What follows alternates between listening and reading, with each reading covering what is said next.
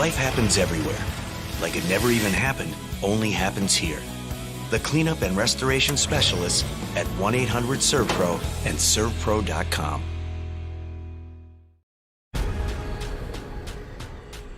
The most realistic online racing sim ever made. This is iRacing. Detailed laser scan tracks, fully dynamic real-world cars, and over 50 series to choose from. 6 online world championships offering over $100,000 in annual prizes. This is the original esport racing game. This is iRacing.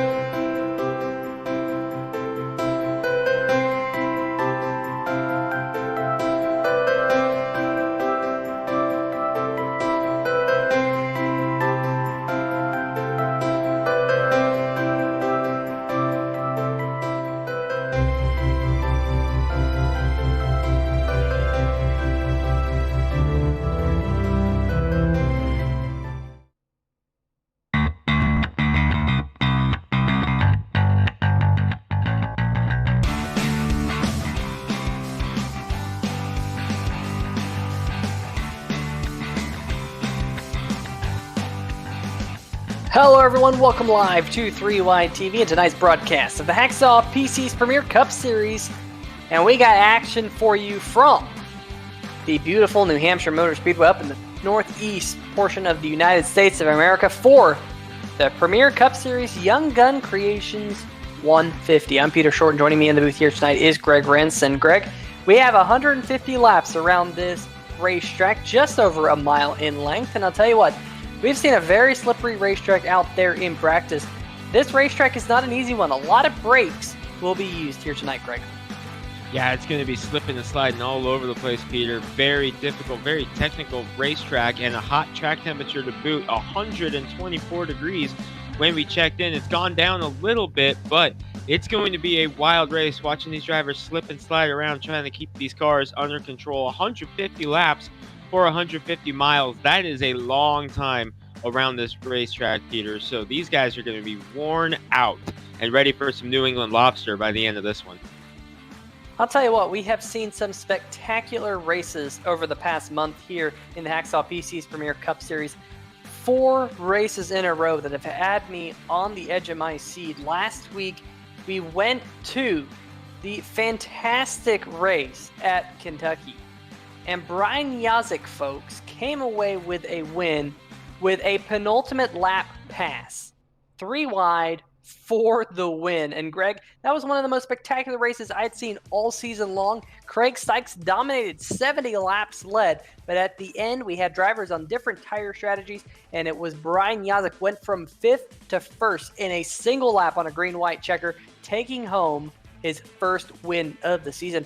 And man, Greg, that race pretty much left me speechless because of how much action we saw there towards the end. And we've seen it over the last few weeks here in the Hacksaw PC's Premier Cup Series. First 3 quarters of the race, fairly tame, pretty quiet. And then in that last quarter of the race, everything breaks loose, and it makes for a really exciting show.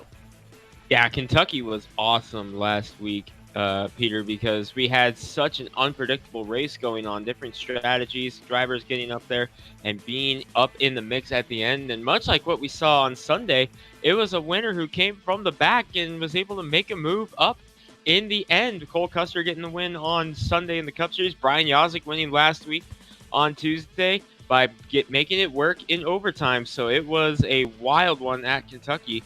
So a lot of drivers are going to try to get going here and really make some noise in the ASRS Hacksaw PC's Premier Series tonight at New Hampshire. There you see the results on screen. Brian Yazik, Jason Stewart came home in second in a photo finish with Troy Haight, Tyler Seville, Craig Sykes, who has been so strong over the last few weeks, led the most laps, as you see there on the bottom, 70 laps, but has yet to break through and get that victory. Top 5 there, Peter. Absolutely. It was a spectacular race. Let's see if we can pull up the point standings after Kentucky as we head into tonight's Young Gun Creations 150.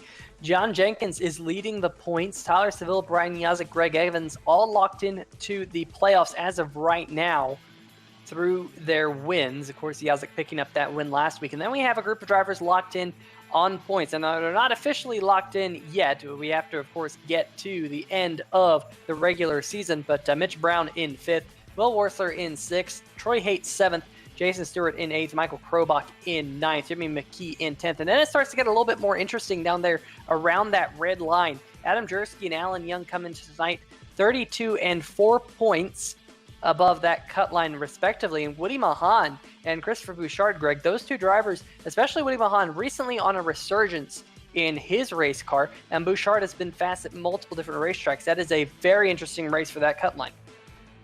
Yeah, that's going to be very close watching that develop for the rest of the year. Just 4 points separating Alan Young and Woody Mahan right now. Cars on track for qualifying. This is Will Worsler in the number 29, the first car on track. And Worsler picking up a win at the start of the year. Has had so many great runs over the last few months, but it's been a little bit since he's been in victory lane in that number 29. We'll see what he does. Also on track, 6 wins on the year for Greg Evans in the 2.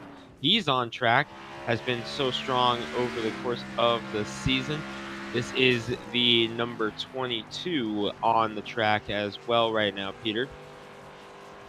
Yeah, absolutely. And also coming onto the racetrack right now is the number 24 machine of Alan Young. Been pretty strong over the last few weeks in his Young Gun Creations machine. I'm sure we'll see that a lot here tonight. Here's the number 23 machine. That, of course, is driven by Jackson Van Valkenburg as he dives off into turn number 3 right now, working his way through the corner. There's the number 28 of Troy Haight, P&N Water Filters Chevrolet. And Greg, we've seen a lot of resurgence out of Troy Haight recently in his race car. Last week coming home with a top 3 finish. And I'm sure he will try and take that momentum that he got last week into a strong run here tonight. Here's the number 14 of AJ Digby. And Greg, we've been mentioning just how good AJ Digby has been in his first few starts here in the American Sim Racing Series Hacksaw PC's Premier Cup Series, trying to get a good qualifying run in tonight. But right now, the provisional pole sitter is the number 11 machine of Tyler Seville, second place in points. And there is Alan Young sporting the Young Gun Creations machine. Young Gun Creations, of course, a sponsor of tonight's race. And Young Gun Creations, they not only do iRacing paint schemes, Greg, but they also do vinyl decals, numbers, and much more. They're a graphic design company, so if you need some graphics designed, go hit up Young Gun Creations, and you can hit them up on Facebook, or you can contact them at Young Gun Creations, all one word, at gmail.com. Got to give them a huge shout out for sponsoring tonight's race here at New Hampshire. And it looks like Alan Young will slot his number 24 machine up into the 5th place in points. But that's no surprise, Greg, because Alan Young in the practice session was the 3rd fastest number 24 in the 24 machine. Yeah, Alan Young has shown a lot of speed as well, Peter. We were talking about him also, the winner of the first throwback race in the Boswell's Country Road Harley-Davidson Thursday Night Throwback Series. Alan Young won the inaugural race there, picked up a win in the Development Series a couple weeks ago as well. Still searching for that first Cup win, but he has shown a lot of speed, and here he is, top 5 on the board right now. But are you at all surprised to see who's on top of the charts? The 57, Craig Stykes, top of the charts once again. Absolutely. Led 70 laps last week at Kentucky. And I know we have seen multiple people in the chat rooting on Craig Stykes, hoping that he can get to victory lane in that number 57 Slice Porcupines machine. Just hasn't been able to do so as of yet, but we see him week after week get very fast. Ooh, there's the 01 machine going around, coming out of turn number 4. That's Brad Lee in the Jason Leffler throwback machine. That number 01 does have the Skalicki's auto repair on the hood. And he's working his way through turn number 1 and 2 right now. Probably just trying to get an extra practice lap in here. Probably not going to have the best qualifying time you would expect here, Greg. But just going to go out there and try and put something in. And one thing I've been noticing, Greg, is it doesn't look like we have a full field of cars here tonight. Typically, we see, 40 starters here in the Hacksaw PC's Premier Cup Series. Bradley once again struggled coming out of turn number 4. But it doesn't look like we're going to hit 40 cars here tonight. It's currently only 34 cars in the field. So unless we get an influx of cars here in the next few minutes, I don't think we'll get to 40 and see go or go home cars. And I'm sure that will be something that a few of these drivers will be glad to see. Do want to give a shout out to one driver who is not here tonight, and of course that is Todd Kirkwood. Todd, hopefully you're recovering from your surgery and all has gone well. Hope to see you back in the race car here shortly. But Greg, looks like the racetrack has fallen quiet here, and one driver I don't see on the qualifying charts is the number 55 of Brian Yazik, last week's race winner at Kentucky. Getting word that he might have got a lane change penalty late in that race. That means he's going to have to start this one tail end of the longest line. That would be a tough break for Brian Yazik, the winner of the race on Tuesday. And not only that, Peter, he won on Thursday as well in the Throwback Series. So Brian Yazik, 2 straight wins entering tonight in ASRS competition, but work cut out for him to try to make his way through the field here tonight. Another driver that I noticed that has not yet taken the time. How about the second place driver last week, number 1, Jason Stewart? He has not taken the time. Neither has your points leader, John Jenkins, has not yet qualified. I'm not all too surprised about John Jenkins, to be honest with you, Greg. We've heard him over the last few weeks when we have talked to him that he's enjoyed driving his way up through the field. And that number 7 machine will be something to contend with here tonight. He wasn't all too fast in the practice session, though. He was quite a ways down the order, about 0.4 of a second off of the lap that we saw out of Greg Evans, currently sitting 3rd in the qualifying session in that number 2 machine. So we'll have to wait and see whether or not John Jenkins can work his way through the field here tonight. But, you know, he has surprised us more than once this season in the Hacksaw PC's Premier Cup Series.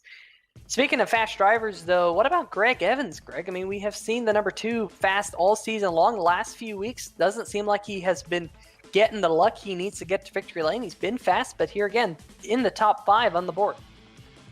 Peter, 3 races in a row, Greg Evans has been in position to win and has ended in the outside wall. So Evans looking for a bounce back tonight in the Freightliner Chevy Camaro.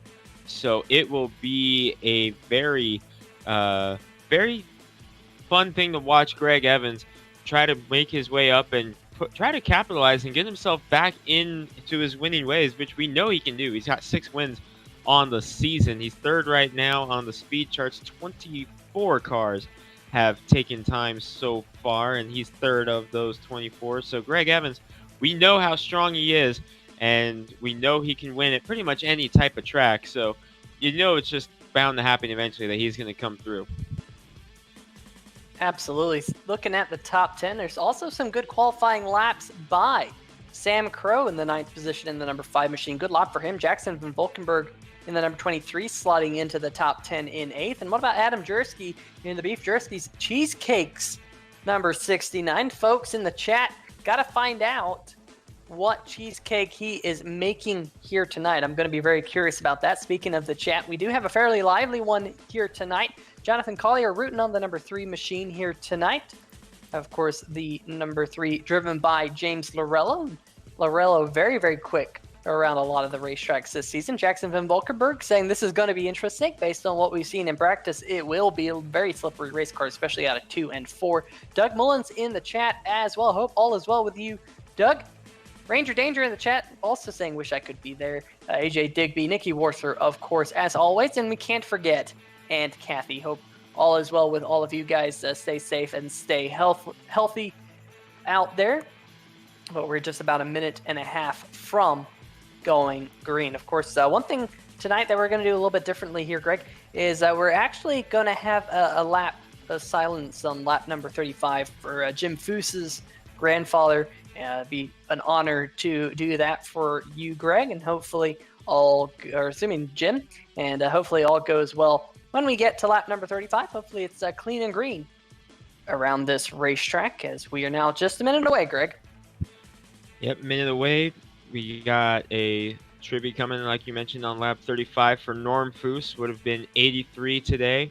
So we will pay tribute to him on lap 35. But we are in the final moment of qualifying, and I don't believe we're going to see anyone else try to come out here. So we'll see. It looks like this is how we're going to line up. Craig Stykes looks like he's got himself a pole in the number 57 after a lot of strong runs here in the last few weeks. So Craig Stykes on the pole. So number 57 looking strong again. So the Will Worcester Racing Group is going to be happy with the fact that they have two drivers on the front row, Craig Stykes, the 57, and Michigan winner Tyler Seville. Yeah, absolutely. How about that? Will Worcester Racing locking out that front row. But it's going to be very interesting to see how this race pans out. Very interesting racetrack. Of course, we go to another very tricky racetrack next week for the Dirty Bird Sim Racing Tricky Triangle Twin Races. 2 75-mile events, 30 laps each at Pocono Raceway for a dual race. Pretty cool to see that. Looking forward to that one. But we do have 150 laps set up for you here tonight around New Hampshire Speedway, and let's see if we can go through tonight's starting lineup. Like you said, Greg, Craig Stykes, Tyler Seville, Will Worcester Racing front row lockout. There they are, and I'm sure we'll see the pace out of them here tonight. Row number 2 with Greg Evans on the inside in the number 2 machine. AJ Digby in the number 14, still continuing his strong start here in the American Sim Racing Hacksaw PC's Premier Cup Series. Row number 3, Alan Young will be rolling off from the 5th position in the Young Gun Creations number 24 machine. Of course, the sponsor of tonight's race, starting to his outside, the owner of Will Worcester Racing, Will Worcester himself in the number 29 machine.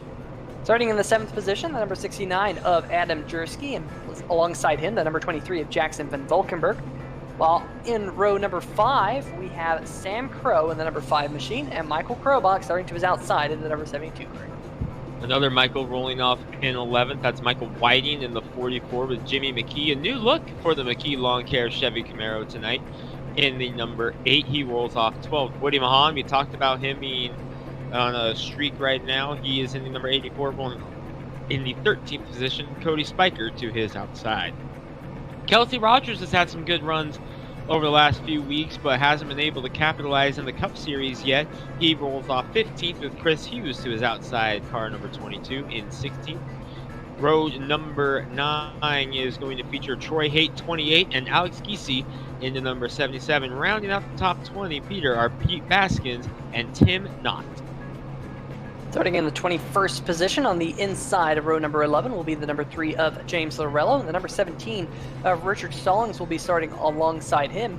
Meanwhile, John Broussard in the number 53 machine, he will be dropping to the back here for an infraction, but is currently scoring him 23rd. Brad Lee will be starting to the outside of row number 12 in the 01 machine. Behind them, on the inside, the number 7 machine, your points leader, John Jenkins in the number 7 machine. And to his outside was the number 50 of Christopher Bouchard, who did not post in the number 50 machine, so that will kind of screw up the lineup back there just a little bit. We'll press on through. Brian Yazik will be rolling off from the inside of row number 14 in the number 55 machine. Tony Schoen in the number 33 machine, who had such a good run going last week at Kentucky, will be rolling off in the 28th position. Meanwhile, behind them, Jason Stewart, Brandon Stokes will roll off 29th and 30th. And back behind them looks like Lee Staples and J.R. Bash will roll off from row number 16.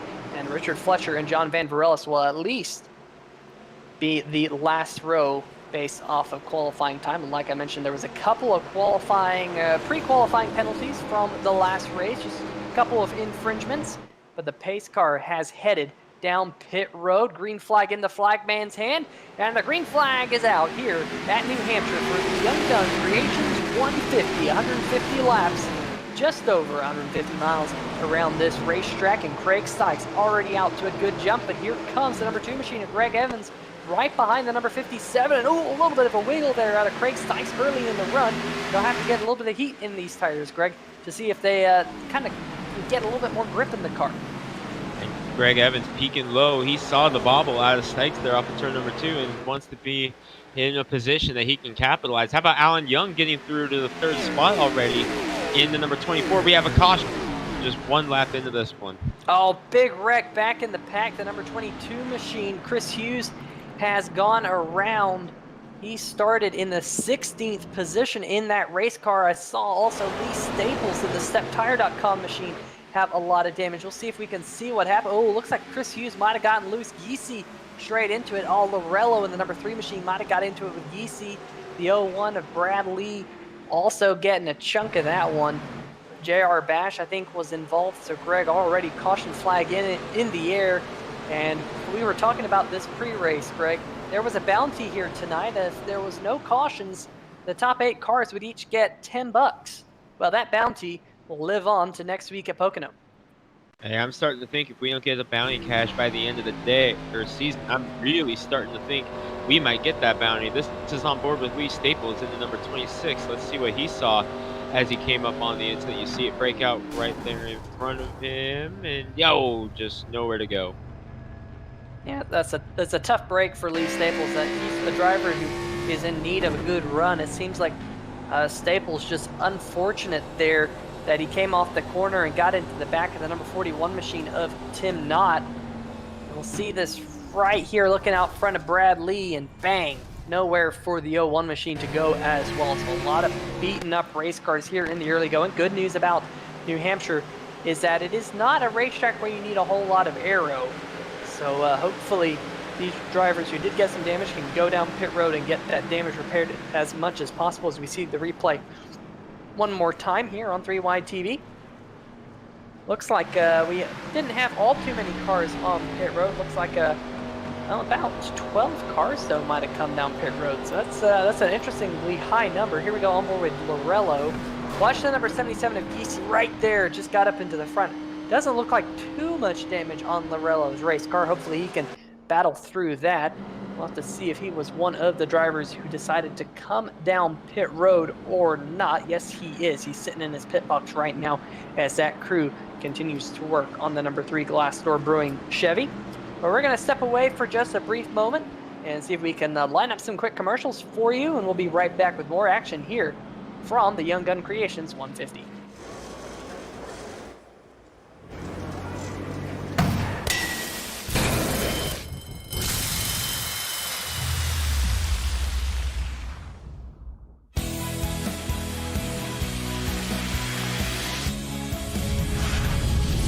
Life happens everywhere.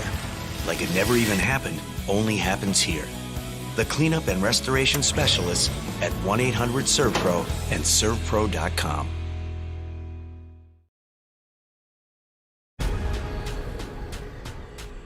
The most realistic online racing sim ever made. This is iRacing. Detailed laser scan tracks, fully dynamic, real-world cars, and over 50 series to choose from. 6 online world championships offering over $100,000 in annual prizes. This is the original esport racing game. This is iRacing.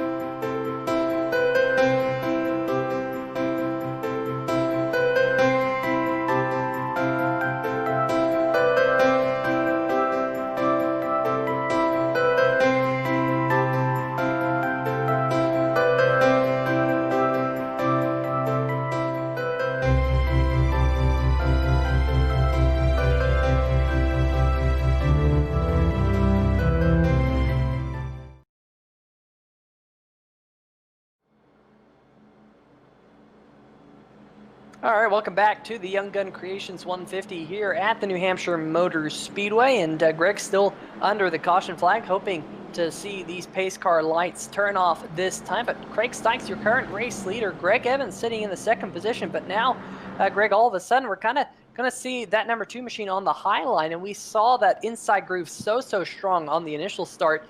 Drivers like Alan Young going from 5th up to 3rd, gaining a couple spots right there. Evans started in 3rd. He was able to get up into the second position, and drivers like Tyler Seville, who fell all the way back from 2nd to 4th, now he's going to start on the outside again. You think the high line is just that weak on these restarts? Well, we'll find out, Peter. I'm wondering if it was a thing on the high line or if Tyler Seville may have spun the tires on the initial restart. If we see Greg Evans have the same issue here, then we'll believe, okay, yeah, the high line's got a problem. But I don't know. I think just one initial start there with how that looked like it unfolded just too early to really get a gauge on that. Well, we will have to see here in just a little bit. One driver who received damage in that collision, your current points leader, the number 7 machine of John Jenkins. We'll have to keep an eye on that, as he has quite a bit of front end damage. With the pace car here gonna head down pit road, and we will be back to green flag hopefully for more than a lap. Craig Stykes once again gets us going. Green flag back in the air here at New Hampshire, and that number 57 out to a good jump. Greg Evans, though, going to clear the number 24 machine of Alan Young, so they all get single file right up at the front. But A.J. Digby side by side with the number 11 of Seville. Seville's going to lose that spot to Digby, so move Digby up into the 4th position. They start to get single file, except for the number 69 of Adam Jersky trying to get around Jackson Van Valkenburg. He's got the number 29 machine of Will Worsler, who we ride on board with right there. Right in front of him, there's the number 69. And Greg, one thing that we see here at New Hampshire Motor Speedway is something we don't see very often anywhere else. These drivers are driving about one groove above that yellow line, and that's because there's a little transition in banking. And how does that affect the way these cars drive? When you got that transition on the banking, if you're on top of the transition like you are up here in the middle groove, you're not able to carry as much speed in. You can get a little more grip down on the bottom, but you can't carry as much speed, so a lot of guys will sacrifice the speed for it and make it carry through. But we're seeing Greg Evans, he's trying that lower line. He is going much lower than the rest of the field is right now. It seems to be working for him on exit, that he's able to pull away from Alan Young, but he's not been able to get a good run on Craig Stykes just yet, though. Stykes continues to lead the way. He's led all 10 laps thus far, but Greg Evans is right there lurking in case something happens. But I'm noticing that right now Greg Evans is the only one that's taking that really low line here through the start. Yeah, he's running right in that second groove, I would say, right where that transition in banking is. And then you have drivers like the number 57 of Stykes, who's really diamonding the corners. He's really driving it in hard, letting the car wash up, rotate through the center, and then trying to arc it back down. And that's not a bad move, Greg, because we have seen how difficult it is to get the power in the rear tires. I mean, we've already seen that here tonight with Chris Hughes and the number 22 getting caught up right there in that first caution, where the rear tires just spun just a little bit, too much beans, and the car goes around. But Stykes trying to straighten out the exit to prevent the car from spinning out in that similar behavior. So it'll be interesting to see how these two lines play out. Evans still steadfast in his groove. And how about the number 24 machine? We have Mitch Brown in the chat saying his money is on Alan Young here tonight in the Young Gun Creations number 24 machine. He's from New England. He knows his way around this racetrack. Let's keep an eye on that number 24 machine riding in the 3rd position. But meanwhile, the Beef Jerski's Cheesecakes number 69 machine still trying to get around Jackson Van Valkenburg. Going to have to duck back in here. But meanwhile, the battle for the race lead is starting to close in just a little bit. Evans got to the back bumper of the number 7. Big slide out of Woody Mahan. He's around up in the wall. And caution is out. Woody Mahan, the 84. Oh, man, that's a tough break for that number 84 machine. We highlighted the fact that he has been working his way through the field, had some strong runs as of late, a couple of top 10s. Let's see if he did any damage to that race car. Ooh, Sam Crow there getting close. He definitely clipped the front end of his car, but hopefully not too much damage. But that will bring out the 2nd caution flag here tonight at New Hampshire in the Young Gun Creations 150. We'll see it from high atop our helicopter cam, and you just see that back end go around, Greg, just like that. Good job trying to save it and not collecting anyone else in the field. I think we're going to see a lot more of that throughout the course of the day, Peter. Just that back end just come out from behind you and just snap around. We'll go on board with Woody Mahan. I believe this is the gyro cam. Yes, it is.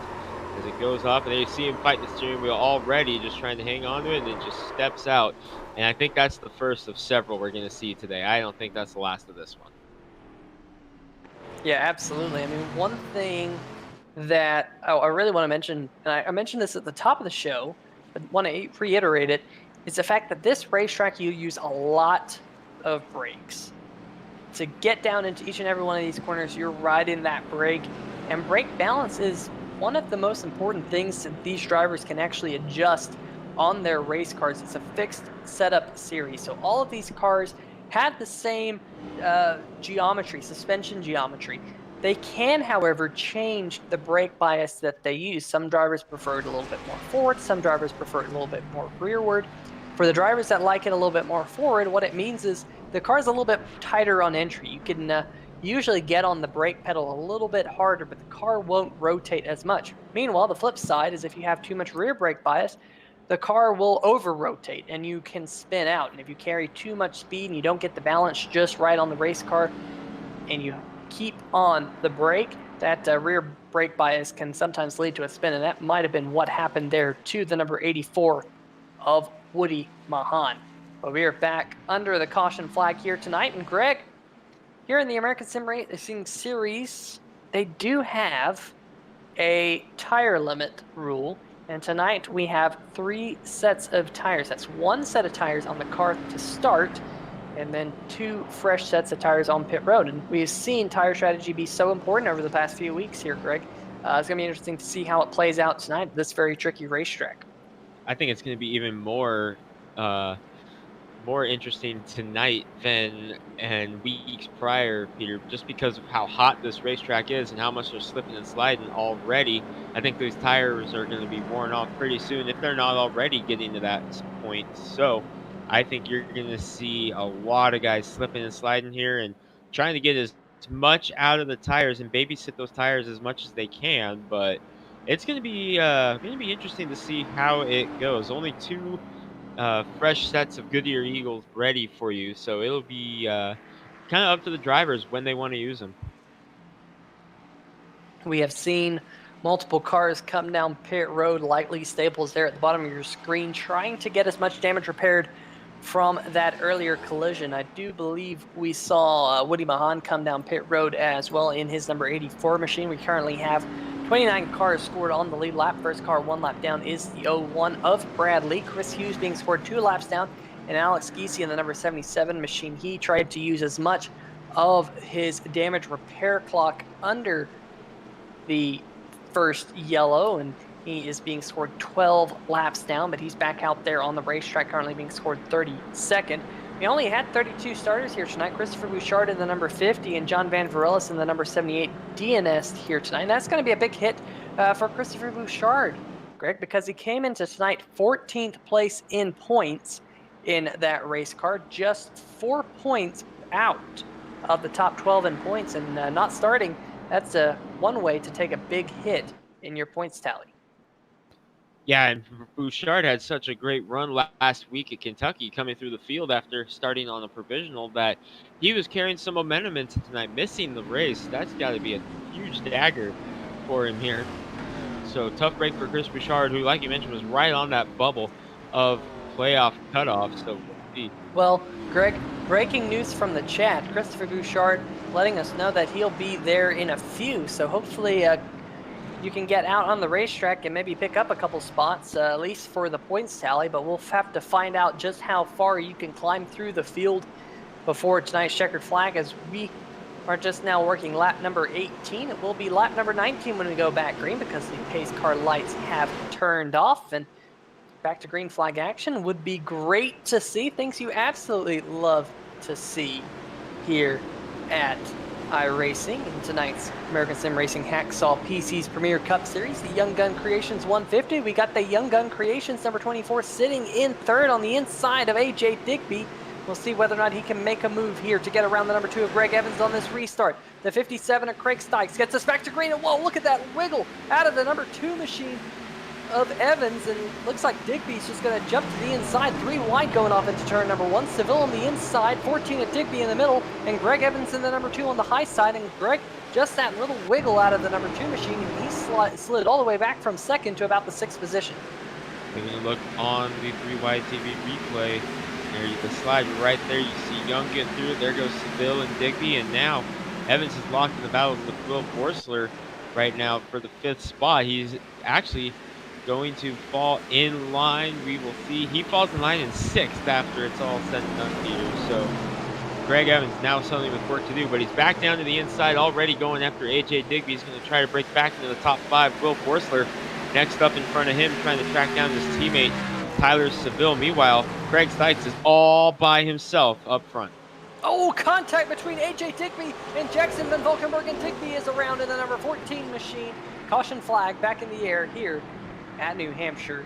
And this will be caution number 3. I believe there was contact between the 14 and the 23 that triggered this. We'll see what happened right here. Digby on the high side of the number 2 machine. And just a little bit of a nudge, and looked like the 14 of Digby just went around. Good news for the AJ Digby fans in the chat. Doesn't look like all too much damage on that number 14 machine, but he will lose a lot of track position. Greg, we'll have to see if we can see what happened right here. You look now at, I believe this is the chopper cam. Lose some contact right there. And Adam Jersky, just a slight tap, just enough to finish him off. Unfortunately, nothing Jersky could do there. And Digby, now all of a sudden he has his work out for him. And Peter, that's such a shame. We've talked about it a few times that Digby has had such a good run here in his limited starts. We go on board with Adam Jersky. See right there, there's the contact, and yeah, just no time to react for Adam Jersky. Yeah, there was that initial contact. Might have been a little bit of net code because Digby's car almost did a little bit of a wheel hop type thing. And all of a sudden it just kind of went around. And unfortunately for Digby, he does have some rear end damage on that number 14 machine, but he'll come down pit road and see if he can get some of that damage repaired from that incident. Good news is it won't be all too much for that race car. We do have the number 41 of Tim Knott, as well as the number 26 of Lee Staples, still coming back down pit road. Staples still on the lead lap in the StepTire.com 26, but like I said, he's been coming down pit road every single time it's been open to get as much damage repaired as possible. So far, making 3 stops in this race. I think this is actually his 4th stop right now, as he still continues to sit in his pit box, trying to beat the pace car to the end of pit road to stay on the lead lap. But let's talk about the biggest movers in the race so far. And the biggest mover is the number 9 machine, Brandon Stokes. He's gained 18 positions from the start of this race. Started in the 30th position. Now he's up to 12th. And right behind him, Greg, is the number 55 machine, Brian Yazik, who started shotgun on the field here tonight. Had that end of longest line penalty. Last week's race winner at Kentucky in the Slice Pizza Bar Bluegrass 200. There he is, trying to get his 2nd Premier Cup Series win of the year. His win drought in the Premier Cup Series went all the way back to Homestead, the final round of the 2019 Hacksaw PC's Premier Cup Series, where he was able to get the win after a very long season. We were always wondering when he was going to get to victory lane last year, and he finally did it in the final race. This year, he didn't have to wait to the last race of the season to get to victory lane. So Brian Yazik on a little bit of a hot streak here, of course, winning last Thursday night as well. We'll have to keep an eye on him as he continues his run up through the field, but we're still pacing here at New Hampshire Motor Speedway. And Greg, what stood out to you here in the early going of this race?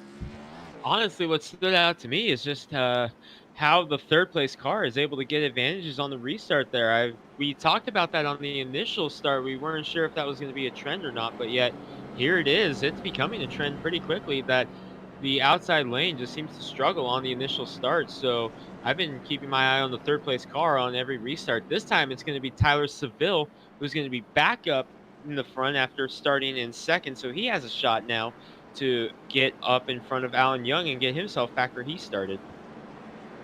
I think we're going to have to watch for a wheel spin. We saw just how detrimental that was to the number 2 machine of Greg Evans. He went from 2nd all the way back to about the 6th position, was able to rebound back to 5th, and he'll be starting on the inside of row number 3 on this restart. But wheel spin definitely looks like it's going to be an issue for the restart, especially if it caught out a driver like Greg Evans. Of course, we've seen Greg be so clean this year, just getting caught up in a couple of accidents as of late, has the bad luck against him, and does have that Freightliner paint scheme on that car here tonight, hoping to break that bad luck streak. But the caution flag is still in the air, but I'm getting word that it is 1 to go as the pace car lights have turned off.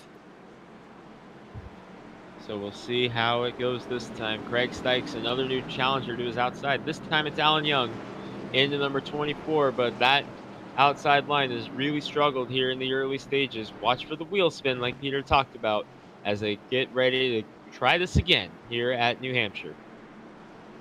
One driver I'm keeping my eye on here tonight is the number 8 machine of Jimmy McKee. You mentioned it there when we were gridding, Greg, that he's got a new paint scheme on that number 8 machine. Very sporty looking number 8 McKee Lawn Care Services Chevrolet. Gotta love that new paint scheme. I love the blue and the white and the purple on that car. Very clean looking paint scheme. It's almost a navy blue, not really a purple. But we'll have to see McKee work his way towards the front. Pace car headed down pit road once again. Race in the hands of Craig Stykes for yet another restart here tonight. And the green flag is in the air. And look at that restart by the number 24 Valiant. Great restart. Probably the best restart we have seen since the first restart of the night from Greg Evans. And he is going to slot himself into the second position. So definitely a strong restart for him. And what about Will Warser, the number 29 machine? He's trying to follow the 24 machine through into third, and he does. So all of a sudden, Greg, now it looks like the high line is the better line to be in. Yeah, I believe that was the first pass we've seen on the outside. We've seen another one. Greg Evans following Will Worcester through as well.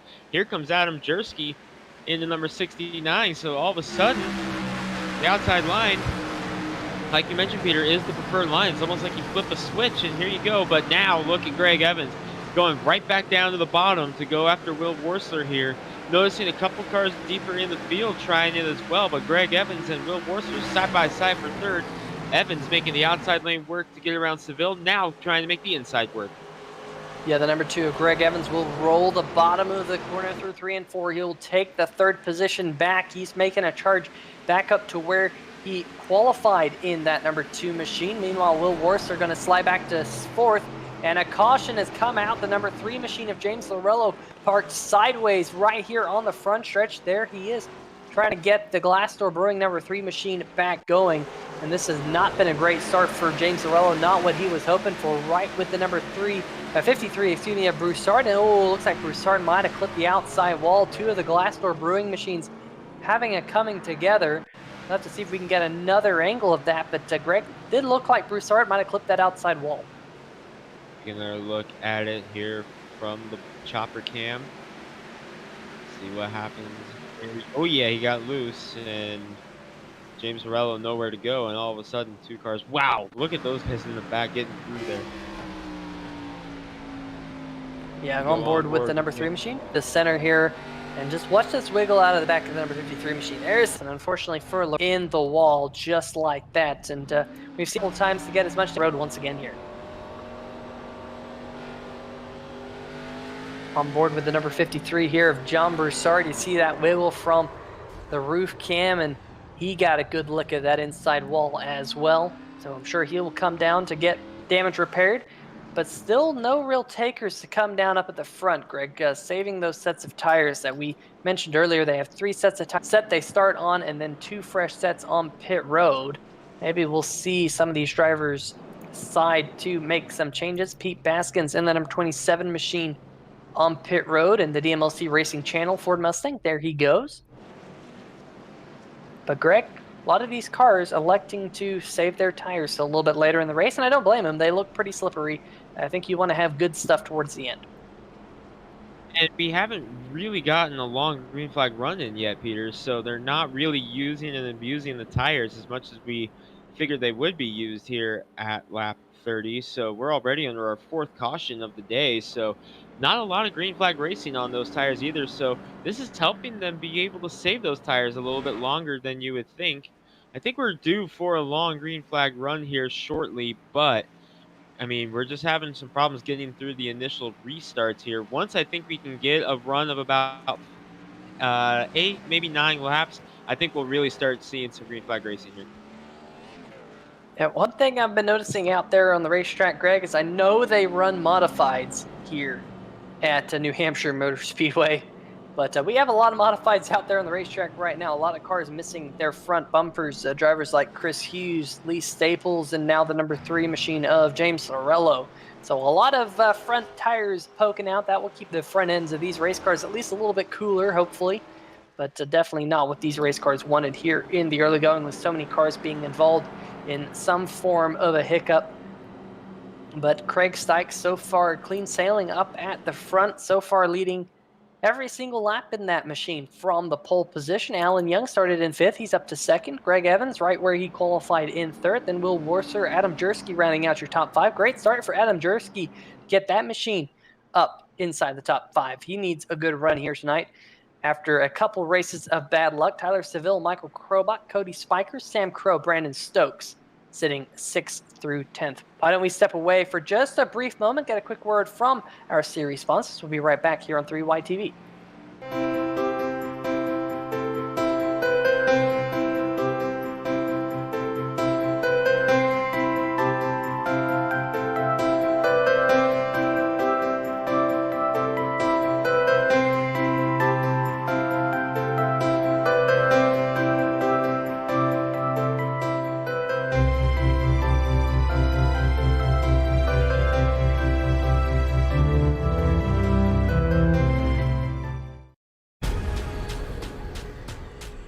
The most realistic online racing sim ever made.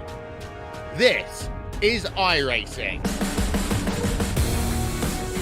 Detailed laser scan tracks, fully dynamic real world cars, and over 50 series to choose from. 6 online world championships offering over $100,000 in annual prizes. This is the original esport racing game. This is iRacing.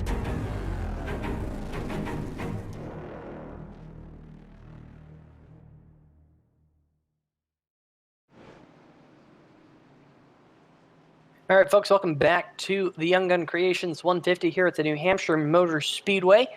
Working another caution here, but the pace car lights are off, so we're going to get set to go back green with 117 laps to go. Craig Sykes still your race leader in the number 57 machine as they all head down the backstretch. It's a great little shot of all the cars lined up for this restart, led by the number 57 of Craig Sykes. And Greg, we saw the outside line very strong on this last restart. Do you think we're going to see the same thing again? We'll see. It's the same driver up there, Alan Young in the 24 on the outside. See if he can follow it up. Peter, pace car's in. Here we go again. Oh, man, the 24 machine got a little bit of an early jump, and Alan Young had to check up. Well, we have to find out whether or not he gets a black flag for that, because definitely looks like he jumped the restart, but that's going to open the door for the number 2 machine of Greg Evans down there to try and take away the 2nd position. As you see the whole field out back, we're going to take a brief moment here for lap number 35 in memoriam of the Norm Foos in the Norm Foos tribute lap.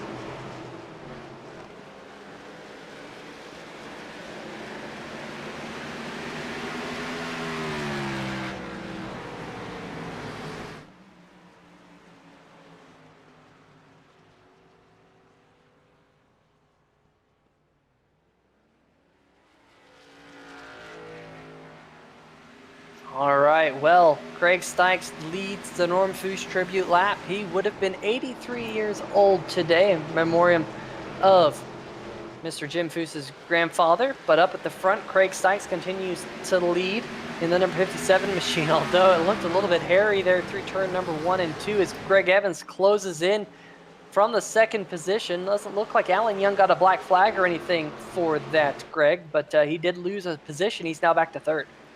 He probably was like, hey, you know, I did that. I'll sacrifice the run, and that allowed Greg Evans to capitalize there. So Alan Young, very smart move there to just let it over and be like, hey, nope, that happened. I'm not going to try to hide it. I'm going to give it back here and just go back to work. And that's what he's doing right now. But right now the work is holding off Will Borsler in the 29 because he is putting some heavy pressure on in that number 29 car. But as I say it, Alan Young gets a good run in the turn 3. Look at the top 5 runs so far for Adam Jersky, the Beef Jersky's Cheesecake, in the 69, sitting in the 5th spot right now. Under heat from Tyler Seville. This is for 5th. Oh, Jersky had to check up there going into the turn. That allows Seville to get the run. Krobach peaking as well. And up at the front, Greg Evans is close right on the back of the number 57 machine of Craig Sykes. The two of Evans continuing to run right down there in that second groove, almost straddling those white lines down there. Meanwhile, Stykes running well up the racetrack, a couple of grooves higher than Evans. You can see it gives Stykes that launch up off the corner, but with Evans kind of poking his nose, and that is going to be a little bit troublesome for that number 57. Definitely, if I was in the mind of the number 57 machine, I'll tell you what, I'd be a little bit annoyed with that car to the inside, and you saw a little bit of a wiggle there. Maybe Stykes just trying to get on the power a little bit too early, and that opened the door for Greg Evans. Greg Evans inside, gets the lead for the first time all day. A driver not named Craig Stykes is going to lead a lap. It's Greg Evans into number 2. Lap number 40 to the number 2. 6 wins on the season already. Could number 7 come tonight? We had an interesting thought in the chat from Mitch Brown. He says Evans might be shifting. I'm trying to listen with the in-car audio to whether Evans is shifting or not. I don't hear him shifting in that race car. So just looks like he's able to get a good roll through the center of the corner, right down there, that inside line, just making it work unlike any of the other drivers in the field. Now able to take the race lead. Stykes back to second, Worsler in third. Alan Young has dropped down to the 4th position as Worsler has worked his way into the top 3 for the first time here tonight. Tyler Seville trying to mount a charge back to the 2nd position where he started here tonight. And what about Michael Krobach starting to work his way forward here, Greg? He's in the 6th position, started in 10th. And we haven't seen much of the HPPsimulation.com Ford just yet, but him and his teammate Brian Yazik starting to work their way forward. Yazik's up to 12th. Remember, he started near the back of the field. And what about Brandon Stokes, Greg? Started all the way back in 30th. He's now into 9th. And remember, we didn't talk about this on 3YTV during the caution flag under caution on commercial. Brandon Stokes clipped the wall in the number 9, so we were keeping an eye on him through the early stages of the next run. He has climbed up to 9th, so matching his car number right now, but he has had a very good climb through the field in the number 9, right behind his teammate Cody Spiker in the 19. It's a big slide off turn number 4 there. Great job there by both Spiker and Stokes to avoid contact there. But going back to the other guy you were talking about, Michael Krobach, into number 72. Very quiet run for him so far, up in the 6th position, doing a fine job. His teammate Brian Yazik picked up the win last week at Kentucky, so HPP Simulations trying to go 2 for 2 here. Right now their best bet is Michael Krobach sitting in 6th, peaking on Tyler Seville for 5th. Cody Spiker and Adam Jersky running in 8th and 7th. That is a good battle between them, although Spiker got a huge wiggle coming out of turn number 4, was losing some ground on the number 69 in front of him. We'll have to see whether or not Cody can gather that number 19 Snap-on Chevrolet back up to close back in on Adam Jersky's race car. But Krobach definitely starting to run down Tyler Seville here. Gonna keep an eye on the average lap times, because this is a racetrack with all the tire wear. Is the number 17 there, Richard Stallings, battling with the number 14 of Digby. Remember, we saw Digby with a great run early and then getting caught up in a little bit of an accident. He is down in the 18th position right now. Going to lose that spot to the number 5 of Sam Crow, it appears. Crow down there on the inside in the number 5 machine. But Greg did want to mention that Krobach looked like he was closing in on the number 11 of Seville. Looks like that gap is extended just a little bit after I said that. Fastest car of the last few laps has been your race leader, but him and Will Worcer kind of trading off lap times right now. Will Worcer, 2nd fastest car on the track. Alan Young, 3rd fastest car on the racetrack, and then Tyler Seville. Craig Stykes all the way down in 6th spot in the average lap time over the last 5 laps. So going to be interesting to see whether or not Craig can regroup in the number 57 machine and get it closing back in on Evans or not, as we now have had the longest green flag run of the race so far, Greg, and that is great to see as we close in on lap number 50. And we talked about it. If we could get a good enough run, get enough laps in, you might see things settle down, and we're seeing it now. Things have definitely settled down. Krobach, big slide out of the number 72 off of turn number 2 there. He lost a lot of ground to Seville, but was able to keep it together. Good save by Michael Krobach in turn number 2 that time by. As we take a look back through the field, there's John Jenkins in the 7. We got Brandon Stokes in the 9. Kelsey Rogers, another guy who's having a quiet night. in that number 34 up in front of him. Haven't mentioned him since the start of the race. He's quietly making his way up through the field in 11th now, trying to track down last week's winner Brian Yazik, who cracked the top 10. So solid run for Kelsey Rogers. A couple more side-by-side battles deep in the field. Michael Whiting, Sam Crow, AJ Digby. So things settling down here, but some good side-by-side right now. Yeah, speaking of side-by-side, there is the number 5 machine, Sam Crow, getting passed by the number 14 of Digby. And here comes the number 28 of Troy Haight, trying to move up into the 19th position in the P&N Water Filter Chevy Camaro. We ride on board with the number 5 of Sam Crow. You're coming out of the corner. Looks like Crow will fall back to the 20th position. Looking back at the number 1 machine right behind him, Jason Stewart. And we haven't highlighted the number 1 machine of Jason Stewart here tonight, last week's runner-up.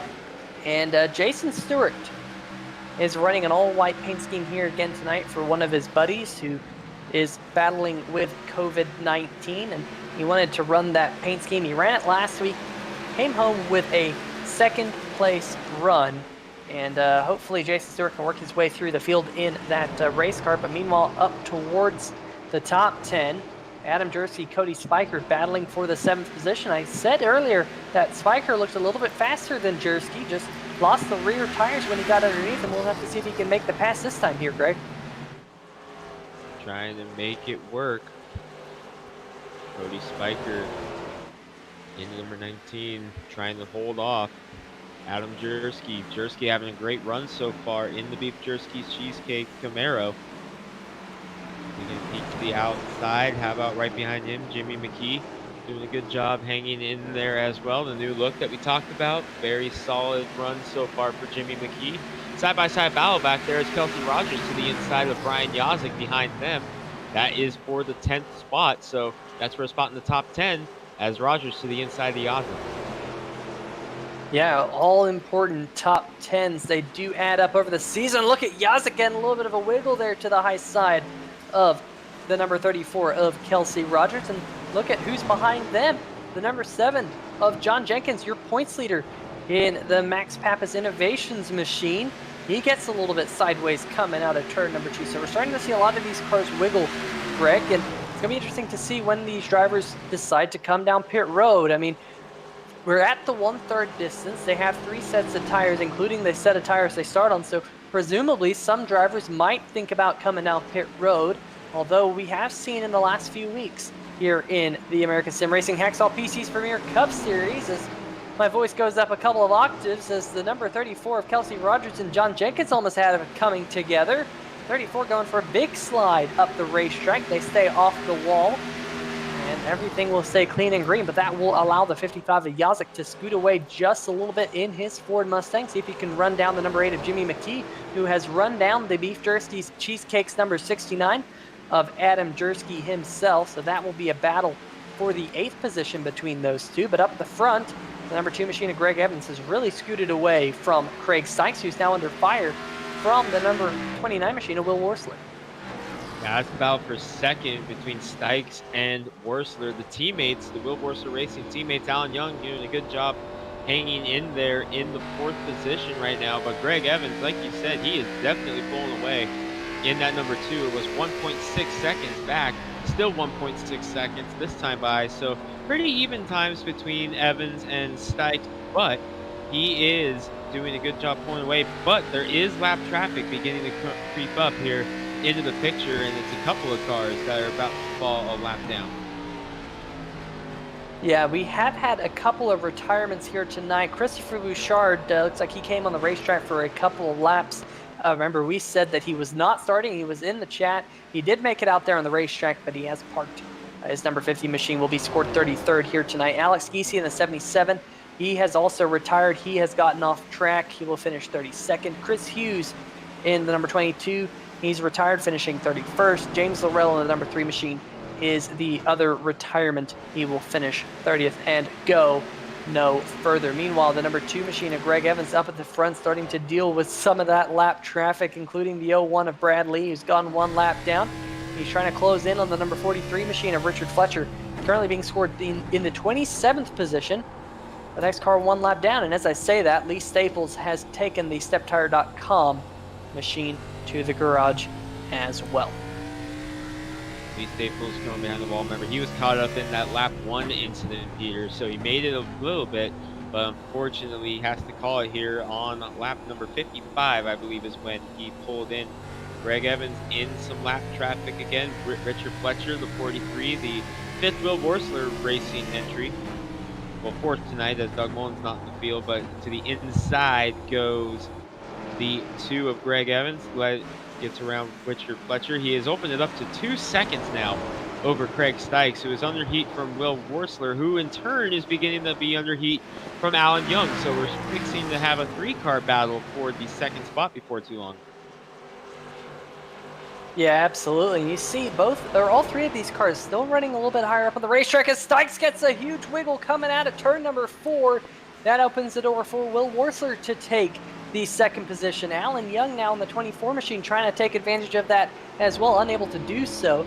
But all these cars kind of running that 3rd groove.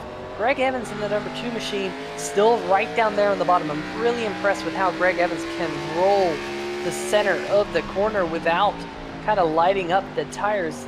Doesn't sound like he's shifting, but definitely a lot of these other cars yet to find the same level of grip right down there on that lower groove, like the number 2 Freightliner Chevrolet of Greg Evans here in the early going, as Will Worsler will get by Richard Fletcher here, and Alan Young continuing to start to work on Craig Stykes for the 3rd position. Tyler Seville sitting in 5th, Michael Krobach in 6th, and then Cody Spiker, Jimmy McKee, Kelsey Rogers, and Adam Jersey, who's fallen all the way back to 10th.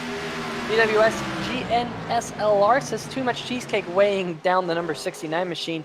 He has now dropped to the 10th position and is under fire from the 55 of Brian Yazik. You see right there on your screen.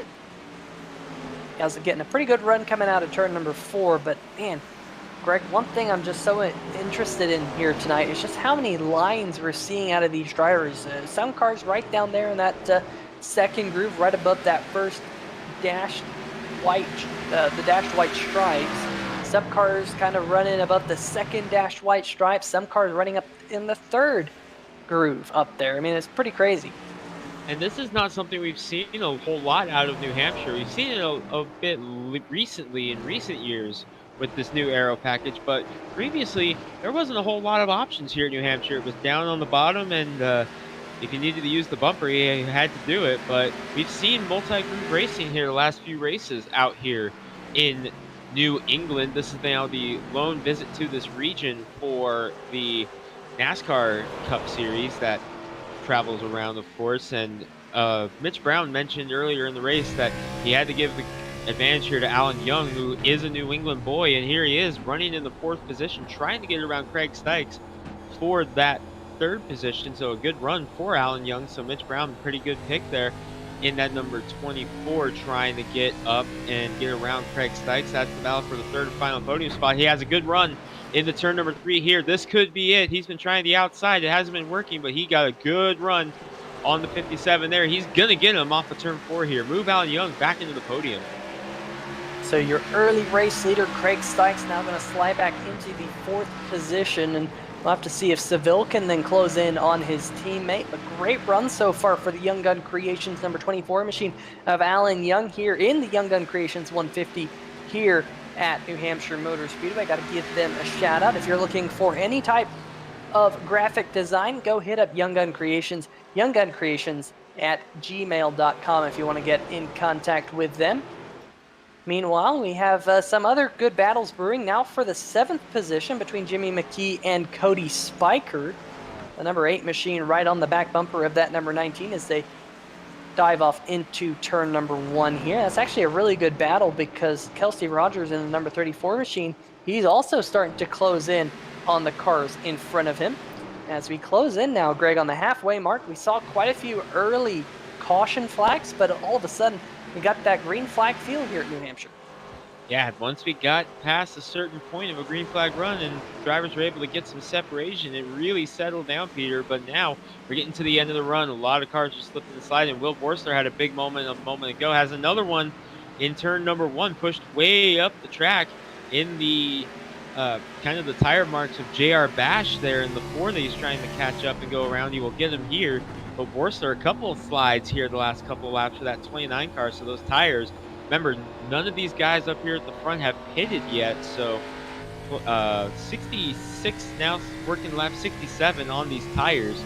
And Greg Evans leading the way right now. But these guys at the front, their tires are really starting to go away here. And we'll be seeing guys come to pit road here shortly, no doubt.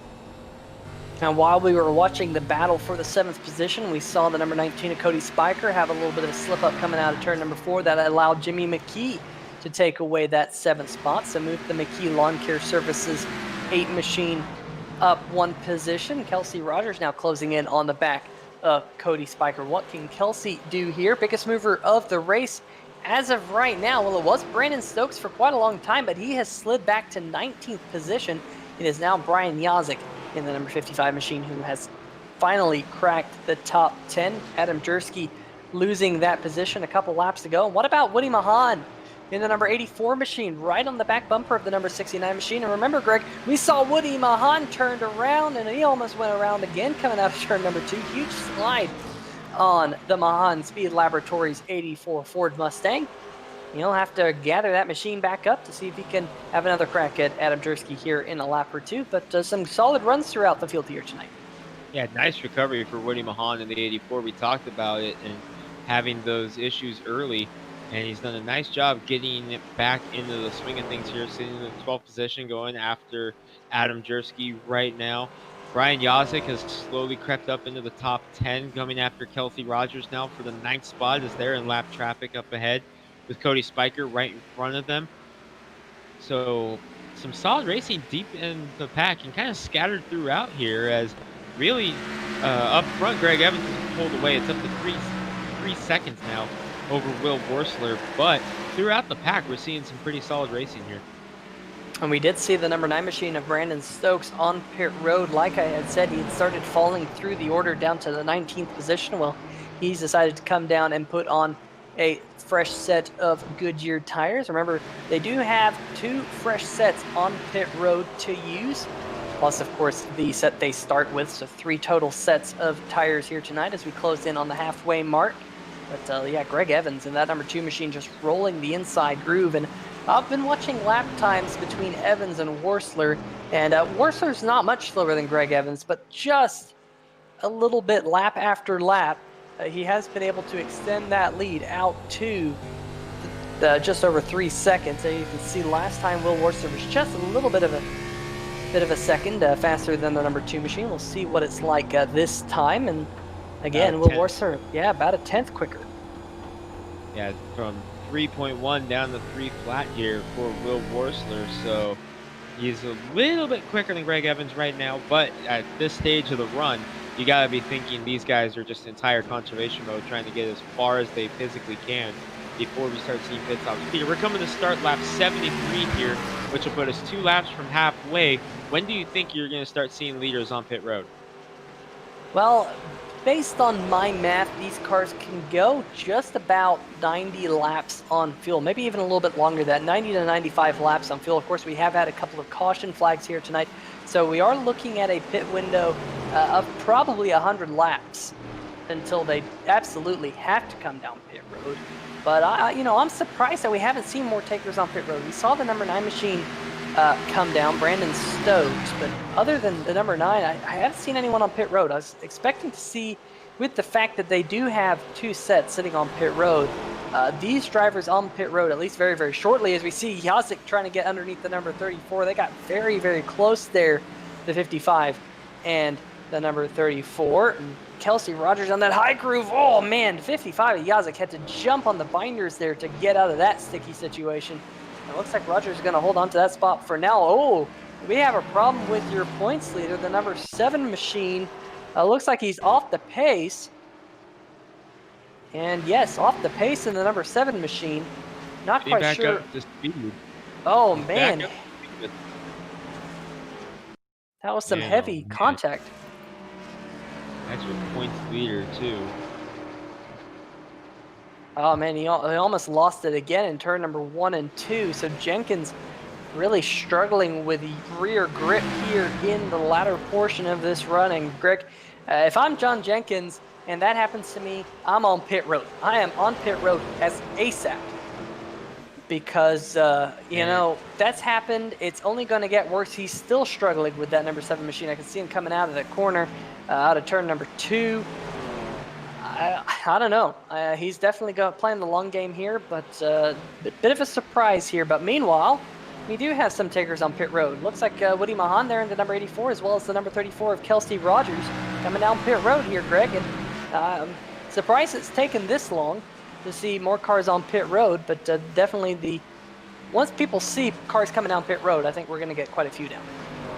Yeah, because now these drivers are going to have fresh tires as opposed to these guys who have been on track since the start of the race. So you're going to see these go real quick here in the next few laps. You're going to see a lot of drivers on pit road. There you saw right there the gap between Evans and Horsler.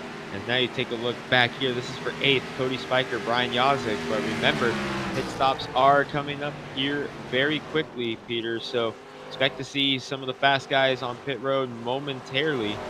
So far, everyone... Craig Stykes, the first car on pit road out of the top 5. 5th place coming down pit road. Yeah, I'm not surprised with that, Greg. We saw that 57 shot out like a cannon early in the race, and then we start to see him slide back. I think he might have used up a little bit too much of his stuff early on in this one. We'll see him hit his marks. Looks like the number 4 machine, JR Bash, also down pit road. Center shot outfitters on the hood of JR Bash's number 4 machine. Now we just have to wait. When will your race leader, Greg Evans, come down pit road? What about Will Warser in the number 29 machine? Alan Young in the number 24. We do know, Greg, that from this point in the race, they can make it on only one more stop from here with that 90-lap window or so. Of course, we only have 71 laps to go this time by. So a lot of these drivers might be thinking, hey, you know, this next stop might be my last time on pit road. There's been 75 laps of green flag running, give or take. Actually, probably less than that. Only probably about 60 laps of green flag running. And so they still have 70 laps of green flag running left to go. So maybe these drivers kind of putting that in the back of their heads going, you know, we probably spent X number of laps under caution. We've done this many green laps. I kind of want to get to that point when the green flag lap number is going to balance out. So we'll have to see whether or not that is true or not. But not a lot of drivers throwing the dice and pitting early here tonight. Definitely trying to keep that last set of tires for the run into the finish. And we have seen over the last few laps or the last few races, I should say, that we do have a lot of action at the last half of the race. Got a question in the chat about some lap averages. Greg Evans currently averaging over the last 5 laps a 32.265 to Will Warser's 32.341. So that's just under a tenth of a second that Greg Evans is faster than Will Warser on average. If you look out to the last 15 laps or so, it's a little bit closer, with Greg Evans only averaging about, give or take, about 0.08 of a second faster. So about a tenth, though, over the last 5 laps that Evans has been faster than Will Warser. So we'll have to keep an eye on that as that continues to go on. But drivers not electing to come down pit road. As you can see, the race lead has ballooned up to now 4.2 seconds with the number 2 machine of Greg Evans continuing to lead. Alan Young in the number 24 machine.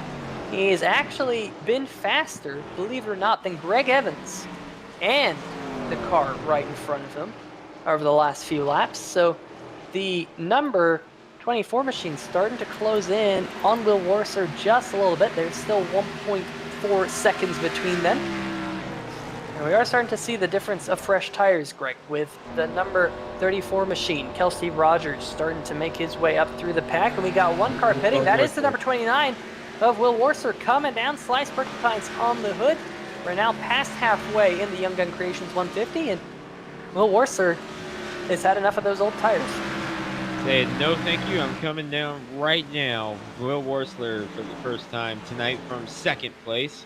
Having a good run thus far in the 29, slides into his pit stall to go to work. We'll get the 4 fresh tires. He pits on lap 83 as Greg Evans comes by, continuing to go. Still no sign of any of the others coming down pit road. as they cycle their way through. But Will Worcester gets rolling again and back underway. Second place, Will Worcester pits. That gives second to Alan Young.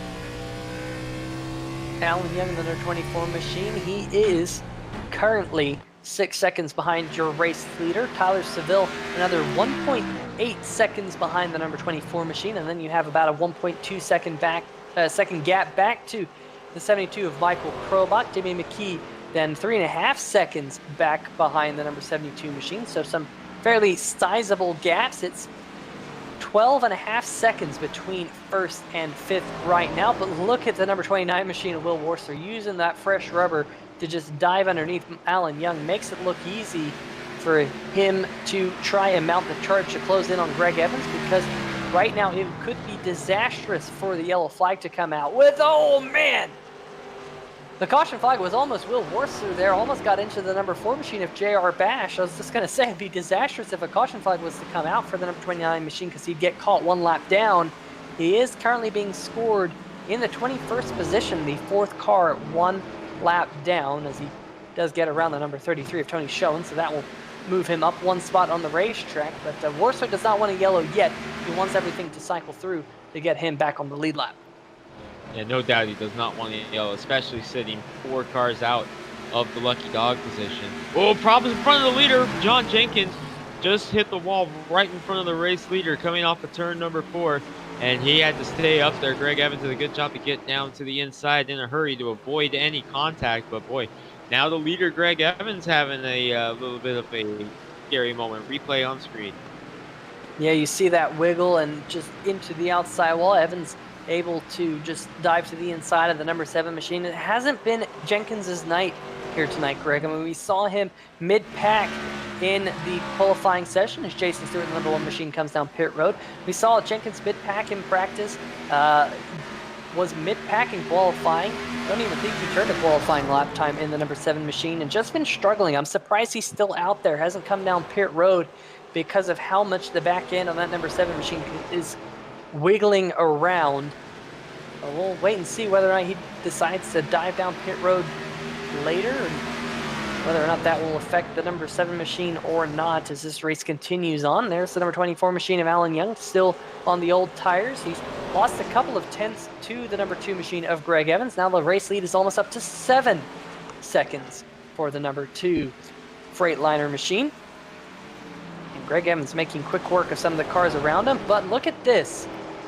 Let's keep an eye on the number 2 machine, because who does he have behind him? He's got a couple of hot rods on fresher tires. The 34 of Kelsey Rogers and the number 29 machine, Will Worcester, trying to unlap themselves to get back on the lead lap. And look at Worcester trying to get around the outside of Kelsey Rogers. That would be a pass for position as well.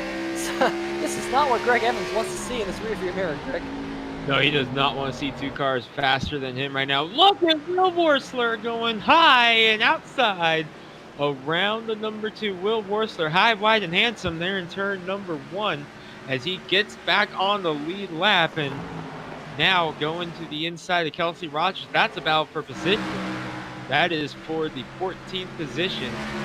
And here comes your race leader down pit road. Greg Evans peels off of the racetrack coming out of turn number 4, and the Freightliner number 2 machine will hit pit road 45 miles an hour down to his pit box. Top four are all coming. Alan Young, Tyler Seville, Michael Krobach, all 4 of them are coming down. Here comes everybody, the entire field coming out before Brian Yazik, the first car to stay out. 59 laps to go here at the New Hampshire Motor Speedway. Remember, they still have 1 extra set of tires left on pit road that all these drivers will be able to come down and use if there's a late race caution, but they will all be able to make it from this point on fuel from here on out. Brian Yazik is your race leader. AJ Digby is in second. As you can see, live timing and scoring trying to update with all the craziness going out there on the racetrack, but that man right there is the race leader over AJ Digby. Troy Haight also yet to come down pit road. Craig Stykes in the number 57 machine looks like he will cycle through to the race lead. However, it's been 15 laps since the 57 was on pit road. He was one of the early drivers on pit road. He got in front of this number 29 machine of Will Worcester, who will be scored in second.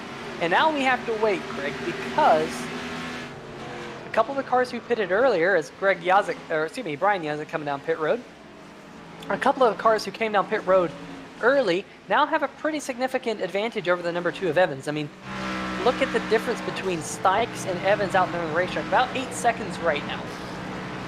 And 15, about 15 laps the difference on the tires. So plenty of time, though, for Greg Evans to make it up. But with the amount of traffic in the way, not quite sure how that's going to go for him. AJ Digby leading the way right now in the number 14. Him and Troy Haight, the only 2 cars left that have yet to come down pit road. They are first and second right now.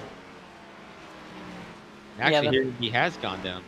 Yeah, he did come down pit road 73 laps ago. I think he came down pit road to get some of that damage repaired. Remember when he was involved in that accident? But I believe he's still on his first set of tires on that number 14 machine. Don't think he has come down to take fresh tires. But that does lead to an interesting point. He probably came down and took fuel on the number 14 machine. And so now, presumably, AJ Digby can probably go another 17 to 20 laps on fuel until he has to come down pit road. So, I mean, look at Troy Haight in the number 28 machine. He's been out there from the start of the race. Digby, of course, like we mentioned, he came down pit road 74 laps ago. But then you have Craig Stykes, who is about to make the pass for the race lead because he has caught AJ Digby. Digby on those older tires won't be able to put up too much of a fight here as the number 57 dives to the inside in turn number 3, trying to take the lead back. That's where we saw Stykes in the early going. And just like that, 57 back to the race lead. And you're seeing the difference of old tires versus new tires right there. Craig Stykes back to the lead to begin a lap number 97, leading the way right now. And now one thing I'm going to have to keep an eye on, where is Greg Evans? Well, I mentioned he was 8 seconds behind Craig Stykes. That number is now down to 4. He is flying, and he's already caught the number 29 machine of Will Worsley. Yeah, I would say the number 2 has got it figured out. He goes to the inside of Worsler, and they come together there off of turn number 3. They don't make contact, but it was very close there. Good racing going on here. This is for third right now as Troy Haight is holding on the pit road. So he now has 4 fresh tires on the 28 car, but Greg Evans gets around Will Worcester, so move him back up into the 3rd spot now to try to track down AJ Digby. But remember, Digby on those older tires shouldn't be an issue for Greg Evans, but he is just slicing into that lead of Craig Stykes right now, down to 3.4 seconds. So Greg Evans on a tear here, already up to 3rd now, diving to the inside of the number 14 of AJ Digby, makes it look easy. Evans using the Evans line. I think that's what I'm going to term that, Greg, because he is just rolling the bottom of the racetrack so well in that race car. I don't see any other race car who can get into the corner and just roll through the center. I mean, I'm sure he's played with the brake bias to get that number 2 machine kind of situated where the car kind of plants itself, loads up the front tires. He can get that grip. He can get that car rotated. And this is a rhythm racetrack if I've ever seen one. Those racetracks where you can kind of roll the center, just get on the brakes, kind of just ride the brakes a little bit through the center of the corner and get that car planted up off. It's a rhythm racetrack, and Evans is just completely in the groove. Brad Lee in the 01 machine had a little bit of a maneuver there to kind of stay out of the way of Evans. Thought that he might have been headed up to the outside wall, but Brad Lee able to get that thing pointed in the right direction. Skalicki's auto repair number 01 is currently being scored 3 laps down in 26, but Evans is on a tear here, Greg, and it's under a second now, Peter. Yeah, you can visibly see it close down the straight and in the corners. I mean, that is just so much of a time difference between the 2 and the 57. That's what, 15 lap difference on tires between them, maybe a little bit less. That just shows you just how important tires are here at New Hampshire. We're in the final third of this race now, Peter, working lap 102 of 150. The track temperature has gone down considerably. It's down to 108 degrees after being 124 at the drop of the green flag. But it's still affecting these tires quite greatly here as you're seeing Greg Evans. He has gone 8 seconds to now right on the back bumper in about 8 laps. Yeah, and Sykes got loose there coming out of turn number 4. Evans got a great run coming out of the corner, just put the power down, got underneath the 57, made it look easy in turn number 1. New race leader, Greg Evans, back up to the front, trying to pick up win number 7 on the 2020 Hacksaw PC's Premier Cup Series. He's won 6 races coming into tonight and trying to pick up yet another one here in the Young Gun Creations 150. And Evans here trying to check out here in the early going of this run with now 47 laps to go. I'm sure he will continue to just hit his marks in that race car.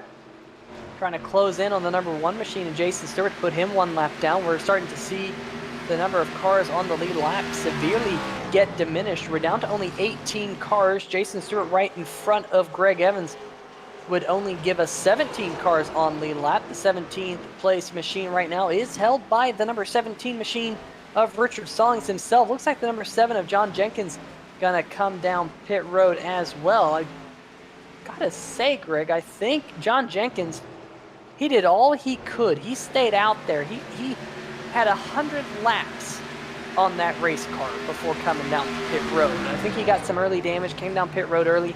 So this is technically his second stop of the night, but he had 100 laps, 100 plus laps on that set of tires before hitting pit road. And that's very surprising with how loose that race car was. Yeah, definitely a surprise to see John Jenkins be able to make it as far as he could there on those tires. You know, those things are probably down to like, probably the cords were down to those, or the tires were down to the cords there. As he gets it going once again, he'll cycle back 22nd as he crossed the strike last time by 16 cars on the lead lap right now, with Richard Stallings, the 16th and final car, right in front of Greg Evans. But boy, is something going on there? Is that the 72 of Krobach? No, that was the 27 of Pete Baskin, similar looking car, and he. Stallings slides up the track right in front of your race leader, Greg Evans. Not the first time Evans has had something happen with lap traffic right in front of him tonight. Replay on screen. Yeah, let's see what happened here on the replay. That number 17 machine going off into turn number 1, and whoa, that's a little bit of a slide. Look at that. You can see how much wheelie he had cranked in that number 17 machine. You can actually see the backside of the tire there as he drifted his way through turn number 1 and 2. We're now back live, and he has fallen 1 lap down, so he is the 15th place car now. Richard Stallings picking up a couple positions, however, with a couple of cars coming down pit road.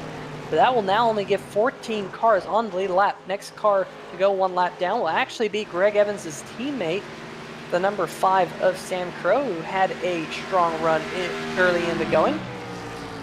Meanwhile, Alan Young continues his resurgence through the field. Remember, he pitted when Greg Evans pitted, but he is 13 seconds behind the race lead. And Greg, why don't you take us away with A through the field?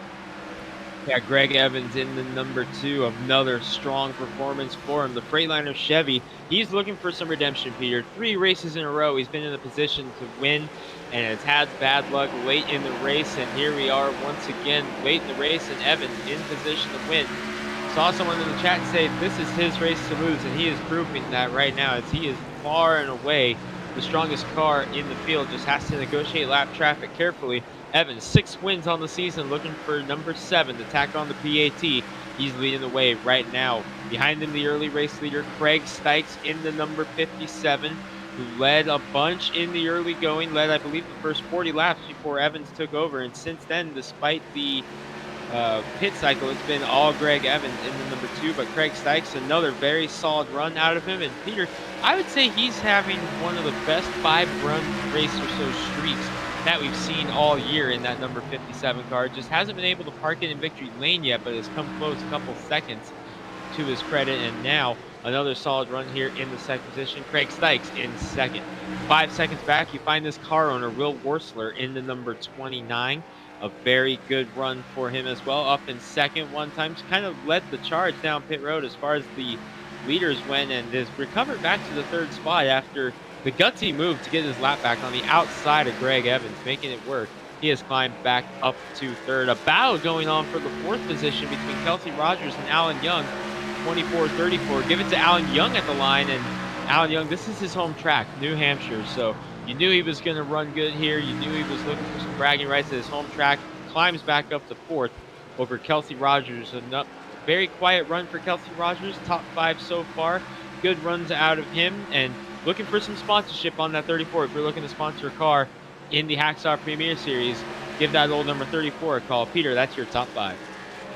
Yeah, absolutely. And that number 34 machine definitely needs a good run here tonight after a couple poor runs. But right behind him is Tyler Seville in the number 11 machine. And Tyler has been putting together fantastic runs. I mean, he sits second in the points coming into tonight, currently running in the 6th position. And with the night that John Jenkins is having, he's in the position to pick up quite a few points on the current points leader. But so far, the number 11 machine keeping things nice and clean. Started in the 6th position, the 2nd position, and now in the 6th position, but no damage on that race car. Behind him, the number 72 machine, HPSimulations.com Ford.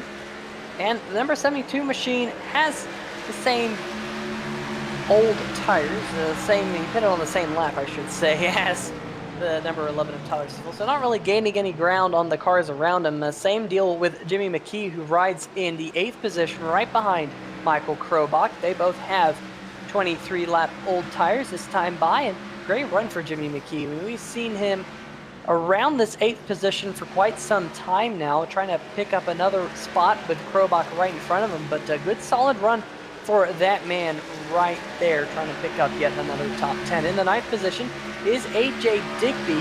Now remember, AJ Digby in that race car, he's yet to pit. That's right, folks. The tires that are on that race car are the tires he started with at the beginning of this race. Now, we only have 35 laps to go. He's been out there on the racetrack for 93 laps, so I do expect to see AJ Digby on pit road here very shortly, because otherwise he will run out of fuel in that number 14 machine. But just trying and hoping to get a caution flag to stay on the lap behind him. And rounding out your current top 10 is the number 84 of Woody Mahan. They get really close, they bump, they nudge one another, and Digby, just like that, going to slide out of the top 10. And I'm sure Mahan will be wondering, did he run up the racetrack or the number 14 comes down? But nonetheless, Mahan will move up into the 9th position. This is a good run for Woody Mahan. We mentioned this earlier in the race, Greg, that Woody has had some good races as of late, as Digby is going to head down pit road right behind Mahan. But Mahan had a great race back in Indianapolis, had a good showing at Kentucky, and I've been really impressed with how he's been able to put together some solid runs as of late, and once again inside the top 10. Yeah, Digby has been very impressive, Peter, so it's been fun watching him develop here in the ASRS Premier Series, as a couple more cars on pit road there, another car pulling out, but you see Digby in the 14 car coming down for his pit stop. 117 laps, Peter, without making a pit stop for tires. And it's a shame that he's going to be pinned a lap down, because I think we were fixing to see something here if Digby could get a run towards the front. Lap 119 on the board right now for Greg Evans in the number 2. And Peter, we had problems with green flag runs in the early stages. We're getting ready to start lap 90 of this green flag run here.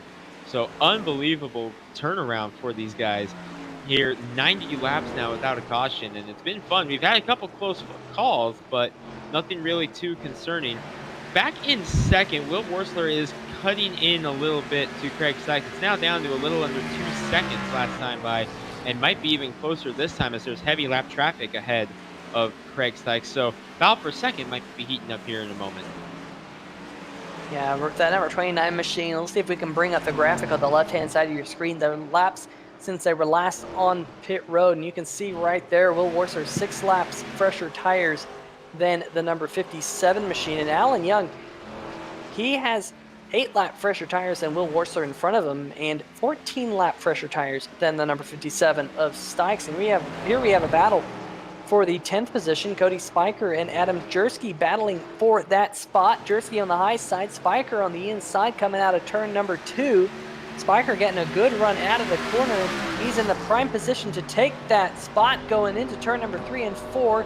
You see him right down there, hug the bottom, And sure enough, Cody Spiker will take the 10th position away from Adam Jersky. You see Jersky with a little bit twitch of a wheel coming out of the corner, showing that those cars aren't hooking up just perfectly well when they get the throttle down. But look at who's right behind them, folks.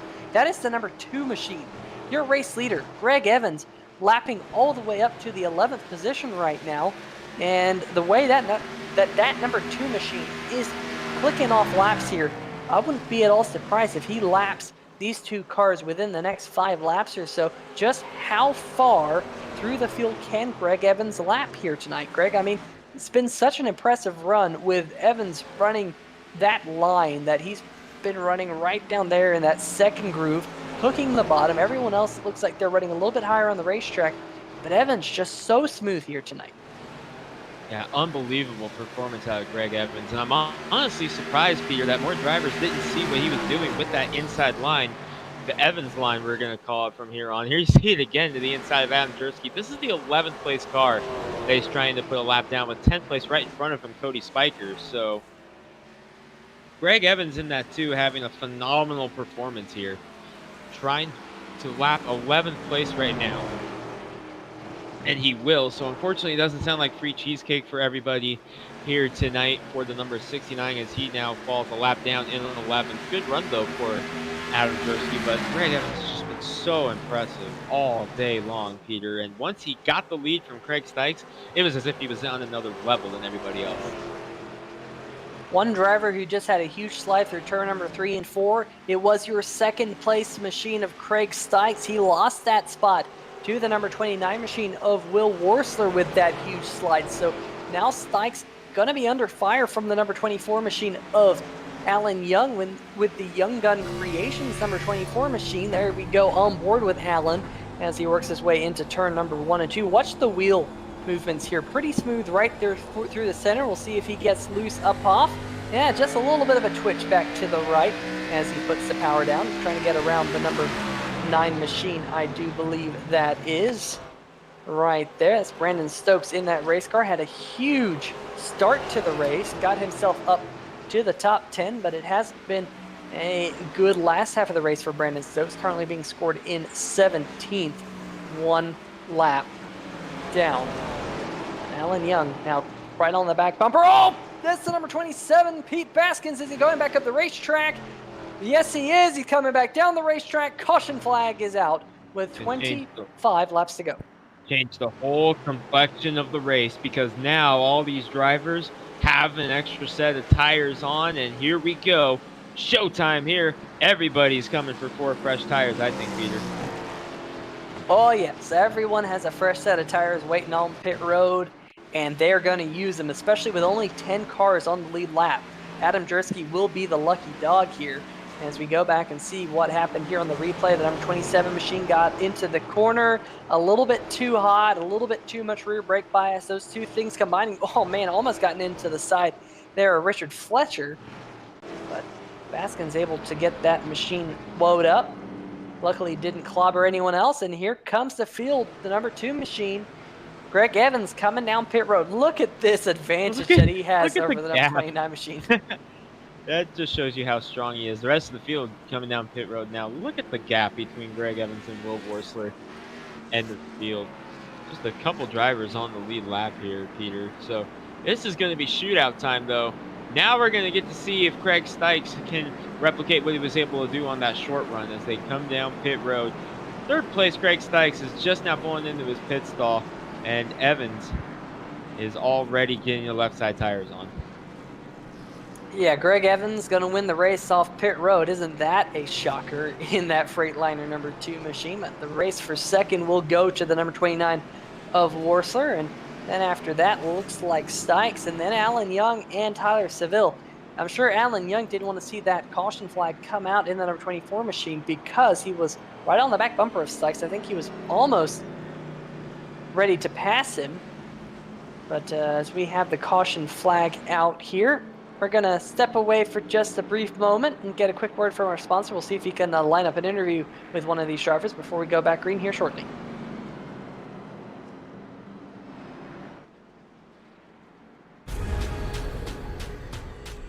The most realistic online racing sim ever made. This is iRacing. Detailed laser scan tracks, fully dynamic real world cars, and over 50 series to choose from. 6 online world championships offering over $100,000 in annual prizes. This is the original esport racing game. This is iRacing.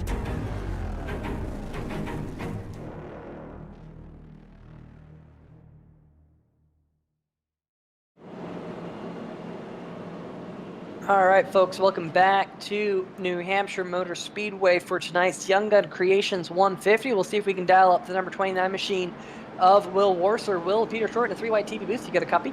Got a copy, Peter. Well, man, currently sitting in the second position. It's been a really strong night for you in that Sliced Porcupine's number 29 machine, but it's also been a really strong night for the car in front of you. We've seen Evans really fast in the long run, but we got a little bit of a shootout here to the finish. Do you think you're going to have the short run pace to get around the number 2? I think I would, under normal circumstances, I would definitely have a shot, short run with him. But I had about a 15-lap struggle. My right calf muscle started locking up under braking, and I got to where I couldn't control my foot, so I had to switch feet and drive like 15 laps with my left leg. And I went a little slower, but I was able to maintain third place and let my right leg rest up. So still having issues with it. It feels really weak. I don't know how good I'll be or how consistent I'll be under braking. Last thing I want to do is try to race them and then wreck us both or something stupid like that. But I'm still going to see what I can do about it. Well, the good news is we do have a caution flag here, so give you a little bit of a rest. But how's that number 29 machine driving for you real fast? It feels good.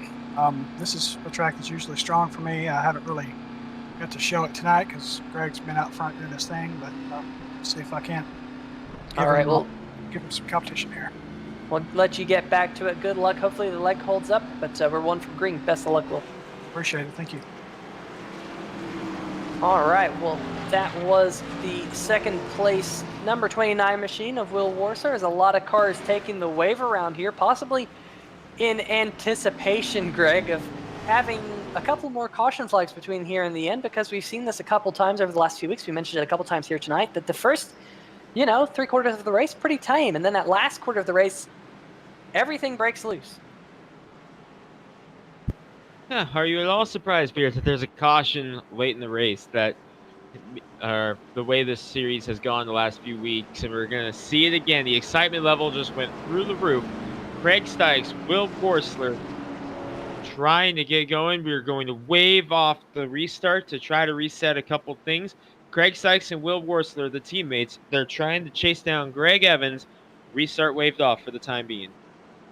Yeah, the restart was waved off because we had so many cars taking the wave around. They haven't even caught back up to the field. You can see that right there. Those cars still trying to get lined up properly. They haven't been able to do so just yet. They're still not lined up. We'll see whether or not we get the green flag this time. Of course, a lot of those cars in the back will have to restart single file because of the fact they take the wave around, and that is one of the rules in effect. We do currently have 20 cars on the lead lap after all those cars took the wave around. I think 9 cars in total, including AJ Digby, who has relatively fresh tires on his number 14 machine. Will he be able to get a couple spots here that might be able to get him into the lucky dog spot? We'll have to wait and see. Well, he is on the lead lap, I should say. So we'll have to see how that all goes. But the number 2 machine up at the front, Greg Evans, will get us back to green flag racing here shortly. Number 29 of Will Warser, we heard about his leg issues. Will he be able to get a jump? Not quite able to. Warser was actually ahead when the green flag waved. Evans was able to use that to his advantage. Gets out to a huge jump. Now the side-by-side battle is for second. Can't count out Craig Stykes in the number 57 machine. Greg, we saw Stykes is, oh man, he had a big slide there coming out of turn number 2. But Stykes finally able to make the move on the number 29 machine. I was a bit surprised there that he was able to get that power down. As you see the back half of the field scatter all around the racetrack. Stykes getting a run, but here comes Worsler back to the inside here. Another slide out of Stykes off of turn number 4. Big slide out of Greg Stykes there, but he hangs on to it and is able to get the save. But that big slide has allowed Greg Evans to pull away here. Boy, they are jostling back there. Someone, I think it was Woody Mahan in the 84, had a big send into the inside there. Yes, it was. Woody Mahan had a big send on Jimmy McKee there going into turn number 1 as he's trying to follow Kelsey Rogers through the field. But up front, Greg Evans pulling away from Worcester. 3 wide behind him. Yeah, And this wow. That's back around the 10th position. Woody Mahan in the number 84 machine. He's going to split the gap and get up to the 7th spot. Krobach back to 8th, and Spiker and McKee battling it out for that 9th position. They're side by side coming out of turn number 2, all single file in front of these two as they continue to battle halfway down the back stretch. McKee late lunge off into the corner. McKee using that late brake maneuver to actually pull ahead of Cody Spiker. They're still really tight with one another. Can't count out the Beef Jerski's Cheesecakes number 69. In the 11th position, Adam Jerski is trying to crack back into the top 10. And Greg, I think it was goat cheese cheesecakes tonight. But we have caution flag once again back in the air. We'll have to figure out why this caution flag is out. I think it might be the number 9 machine of Brandon Stokes that's gone around here. Let's see what happened on the replay. Well, that was kind of weird there. Might have not too much beans. That I think he got loose early. Let's see. I think he had a little bit of a wiggle there. Yeah, it was a little wiggle, and that little wiggle then kind of turned into a little bit of a tank slapper. And Brandon Stokes coming almost to a halt here on the front stretch. Didn't really see it happen because he was able to keep the number 9 machine rolling, but definitely lost enough pace that the caution flag was able to come back out. And yeah, you see that happen, and almost had it completely saved. And look at that tank slapper, finally able to get it slowed way down. But that brings out another caution, and all the drivers who just took the wave around, they are breathing a sigh of relief. They can now come down pit road and put on their final set of Goodyear tires in the closing laps.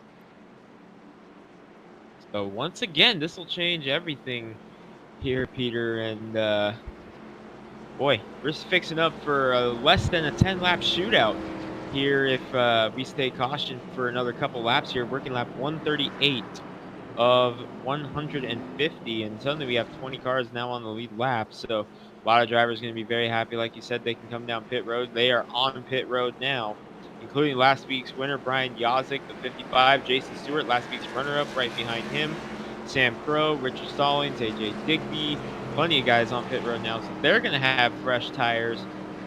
Here, do you think these guys back here, depending on where they line up, will have enough time to get up and make noise, or do you think they're going to need a little extra help here? You know, I've been watching tire fall off, and it doesn't seem like fall off is too bad until you get about 5 to 10 laps in. I think we're right on that knife point on whether or not these fresher tires are going to make that big of a difference. We only had a couple of green flag laps, so I don't think it's that much of an advantage. Is it an advantage? Yes, it is. Fresher tires always an advantage.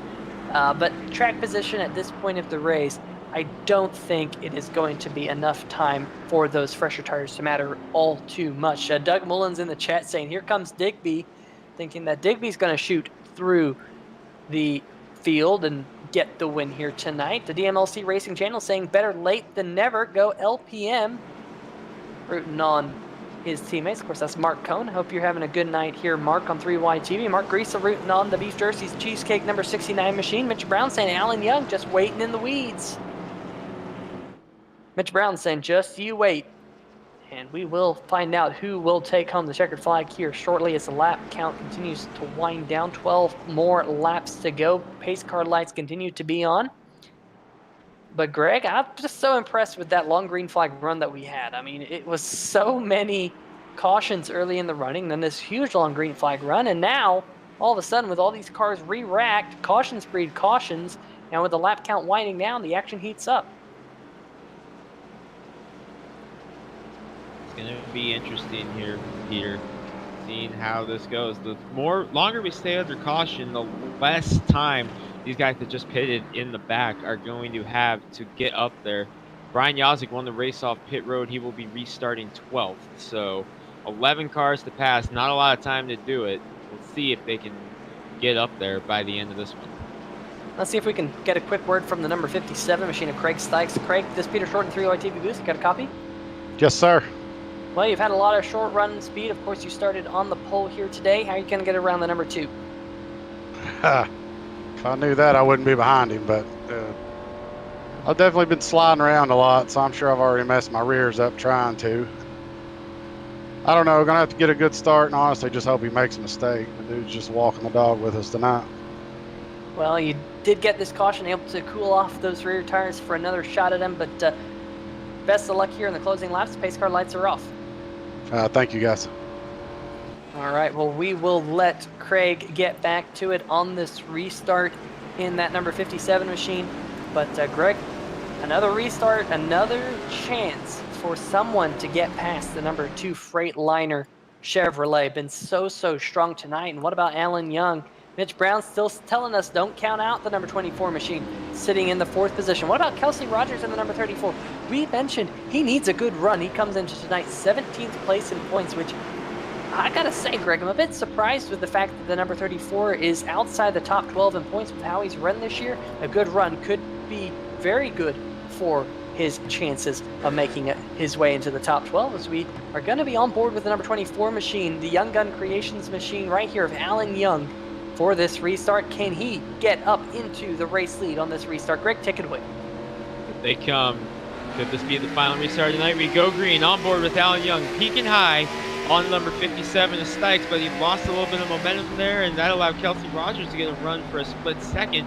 They go off into turn number 4. He's to the outside of Will Borster. He's got Tyler Seville peaking low, but he gets a good run off of turn 2 here. He's got a run on the outside of Worcester. This is for 3rd. Still on board with the number 24 machine as they dive off into the corner. You can see Will Worcester all the way down there on the bottom side of the racetrack. Alan Young trying to keep the throttle in to get the run out of 4. They almost make contact there. Young's going to have to slot in behind the number 29 machine, but behind them, battle for the 5th position between Tyler Seville and the number 34 machine. What about Woody Mahan trying to go 3 wide off into the corner? Woody Mahan, what a run he's been having as of late. Oh, contact! Tyler Seville, the number 11 machine goes around. Caution flag in the air here at New Hampshire Motor Speedway. 2nd place in points, the number 11 machine.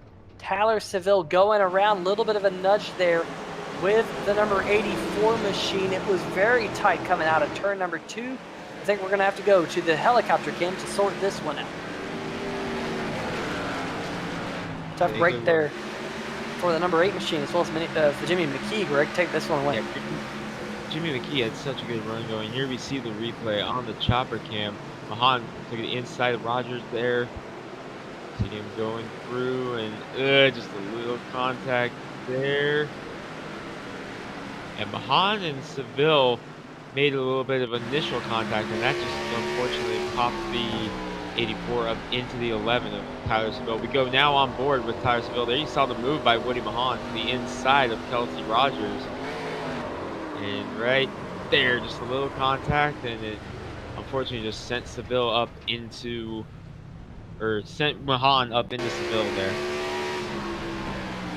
That's just a battle for 3 cars going for the same spot on the racetrack. I mean, you got the 34 machine there and the 84 battling it out. And then you have, of course, the number 11 machine right out in front. Laps are winding down, cars leaning on one another. I haven't said this all day, but this racetrack does have a tendency at times to race a little bit like a short track. Cars leaning on one another, cars fighting for the single best groove on the racetrack. And I think that's what we saw right there. But the caution flag back in the air, and that will once again kind of reset the field. We saw Greg Evans once again get a good restart there in the number 2 machine.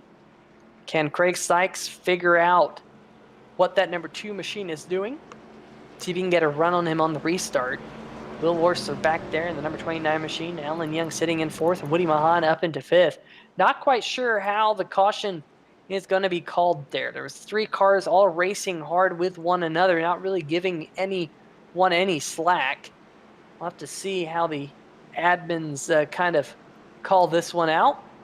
Well, let's see, in the meantime, if we can dial up someone to talk to here in the closing laps. See if we can dial up the LA SimSport driver, the 24 machine of Alan Young, sitting in the 4th position.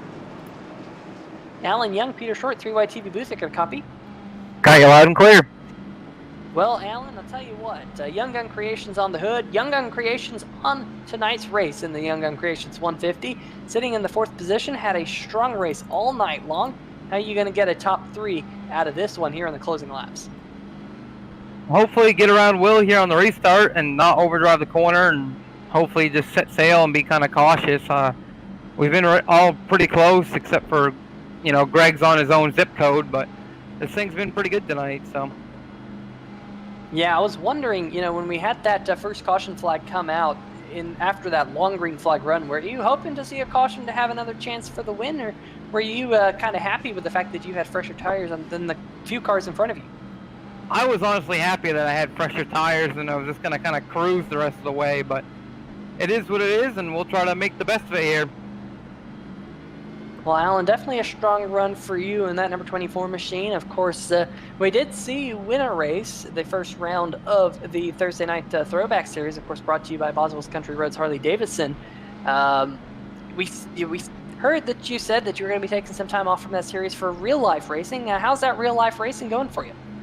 It's going pretty good. I work on a American Canadian Tour late model at Thunder Road and various tracks around New England, and we started the year off with a win, and so far we're the points leader going into Thursday night's 150 lap Governor's Cup.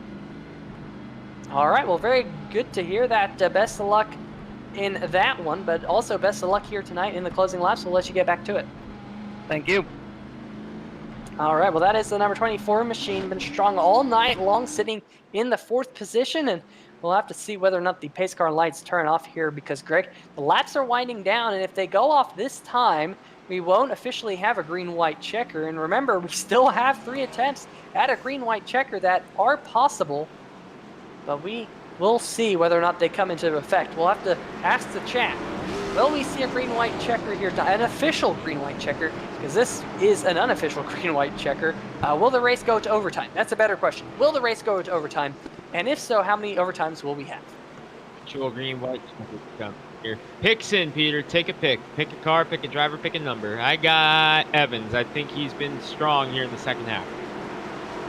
Man, it's hard to pick against that number 2 machine, but I think if any driver is going to do it that isn't Greg Evans, it's in the number 57, Craig Sykes. Just depending on whether or not he gets good enough jump on the number 2 machine on these restarts, we'll just have to wait and see, and we will find out here shortly as we just have 2 laps to go when the pace car dives down pit road. There it goes. See ya later, Ford Mustang, because the number 2 machine of Greg Evans is going, and he goes very early here and gets a huge jump on the number 57 of Stikes, and he's just going to send it off into the corner using that Greg Evans line that he has done all night long. Now, can Stikes find the grip? Can he find the pace he had in qualifying to run back down the number 2 machine? Maybe give him a little bit of a bumper. Here we go. Look at the number 72 jumping out there of Krobach.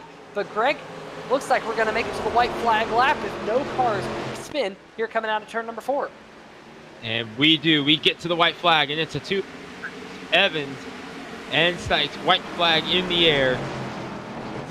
There is a wreck on the front stretch. A couple of cars involved. We'll have to break that down after the race. But up at the front, the number 2 of Greg Evans still leading. Stikes just getting the wall just a little bit. But Greg, I think this is your man, your pick. The number 2 machine is going to take home the win. Coming out of turn number 4, and Stikes gets really loose. He did everything he can, but Greg Evans gets win number 7 in the Hacksaw PC's Premier Cup Series this year. Very dominant run all night long. What a race for that number 2 machine, and what a finish there by Stikes, letting it all hang sideways.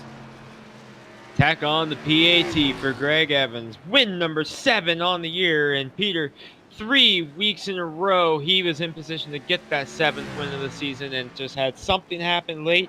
Finally is able to get it done tonight. Greg Evans in the number 2, 7 wins on the season, and he is going to celebrate with some New England lobster here tonight as he's going to burn it down on the front stretch. That number 2 machine so fast. There were multiple cars involved in a last lap accident, including Pete Baskins, Troy Hay, John Jenkins, Tony Schoen, I believe, was also involved in the number 33 machine.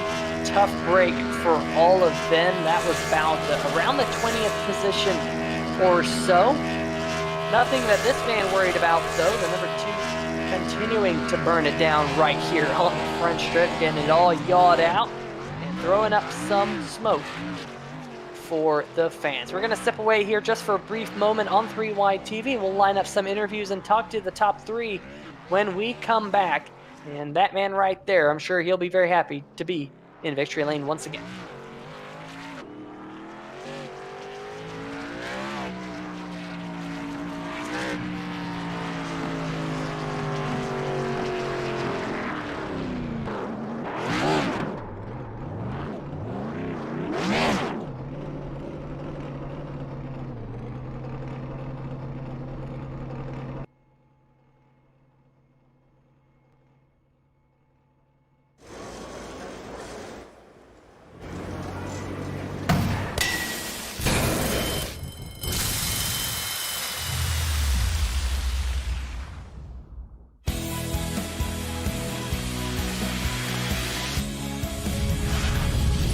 Life happens everywhere. Like it never even happened, only happens here. The cleanup and restoration specialists at 1-800-SERVPRO and ServPro.com.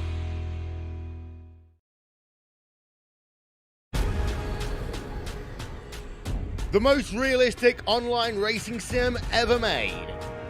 This is iRacing. Detailed laser scan tracks, fully dynamic real-world cars, and over 50 series to choose from. 6 online world championships offering over $100,000 in annual prizes. This is the original esport racing game. This is iRacing.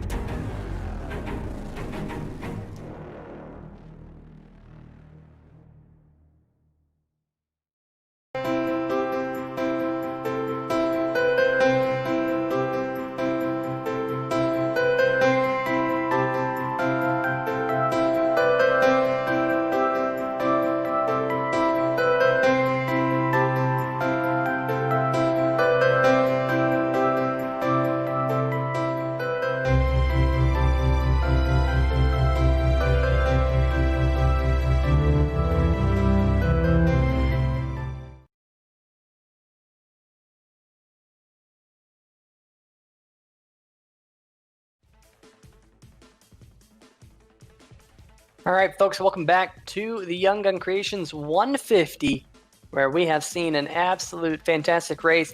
The number 2 machine of Greg Evans get to victory lane. But before we talk to him, we have a couple of post-race interviews lined up for you, starting with the, well, let's wait till we get to the interviews. Let's look at this last lap accident coming out of turn number 4 that took out a couple of drivers.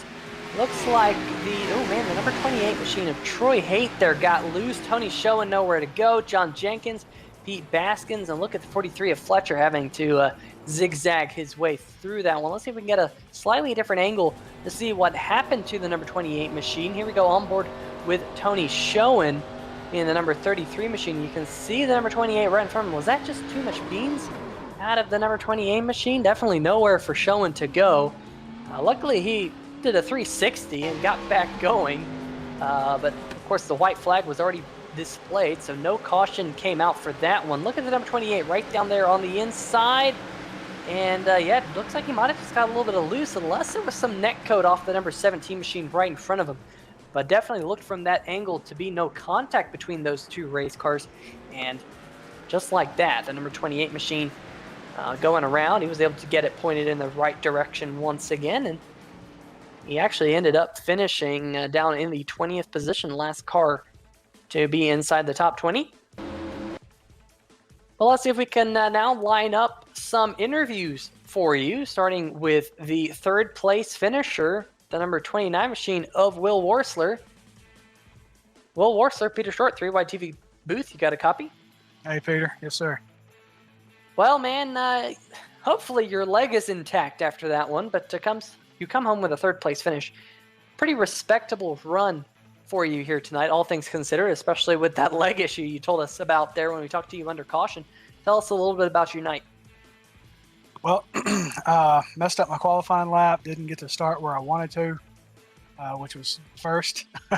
But, seeing the way things played out, I don't think it mattered. I think Greg Evans came here to show us all how to drive in New Hampshire, and he did a good job of it. Me and Stikes and Alan Young, Tyler Seville, we did our best to make him work for it. Greg Evans, man, when he brings his A game every week, and he don't slip a tire, he don't mess up, and he's hard to beat, and he proved it tonight.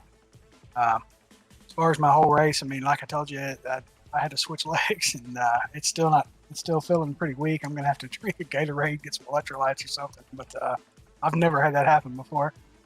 But I mean, it was a tough night. I felt like I was prepared and stuff. Just that kind of threw me a curveball, and I was planning on turning it on, so to speak, and pushing a little bit harder, pushing the envelope a little harder second half of the race. But with that, I was just trying to maintain what I had. So, I'm happy with third. I hate that Seville had an issue, got turned or whatever there.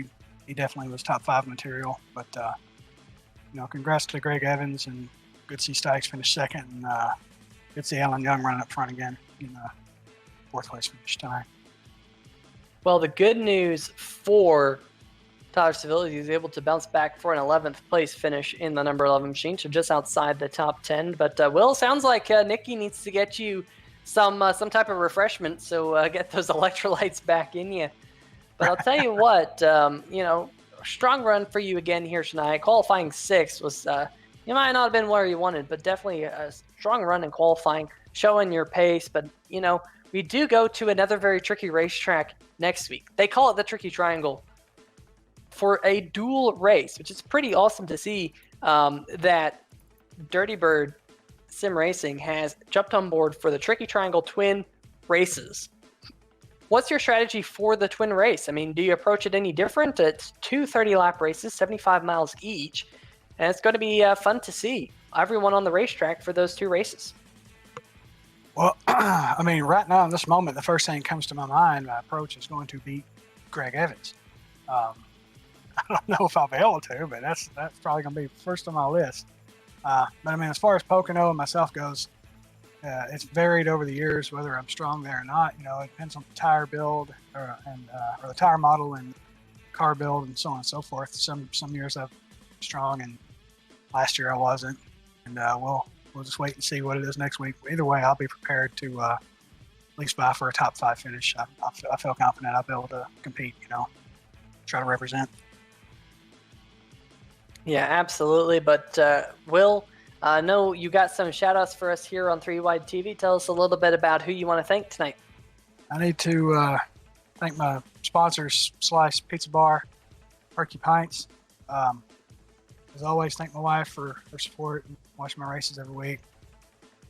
And my teammates, I got the best teammates, that I could possibly ever wish for. We push each other every week. We make each other better every week. We've been practicing with AJ Digby and, as of late. Sometimes he shows us stuff. Sometimes I'm able to help him, or one of the other guys is able to help him. And it's turned into a really good environment, and kind of seeing the product that we're all running strong here lately.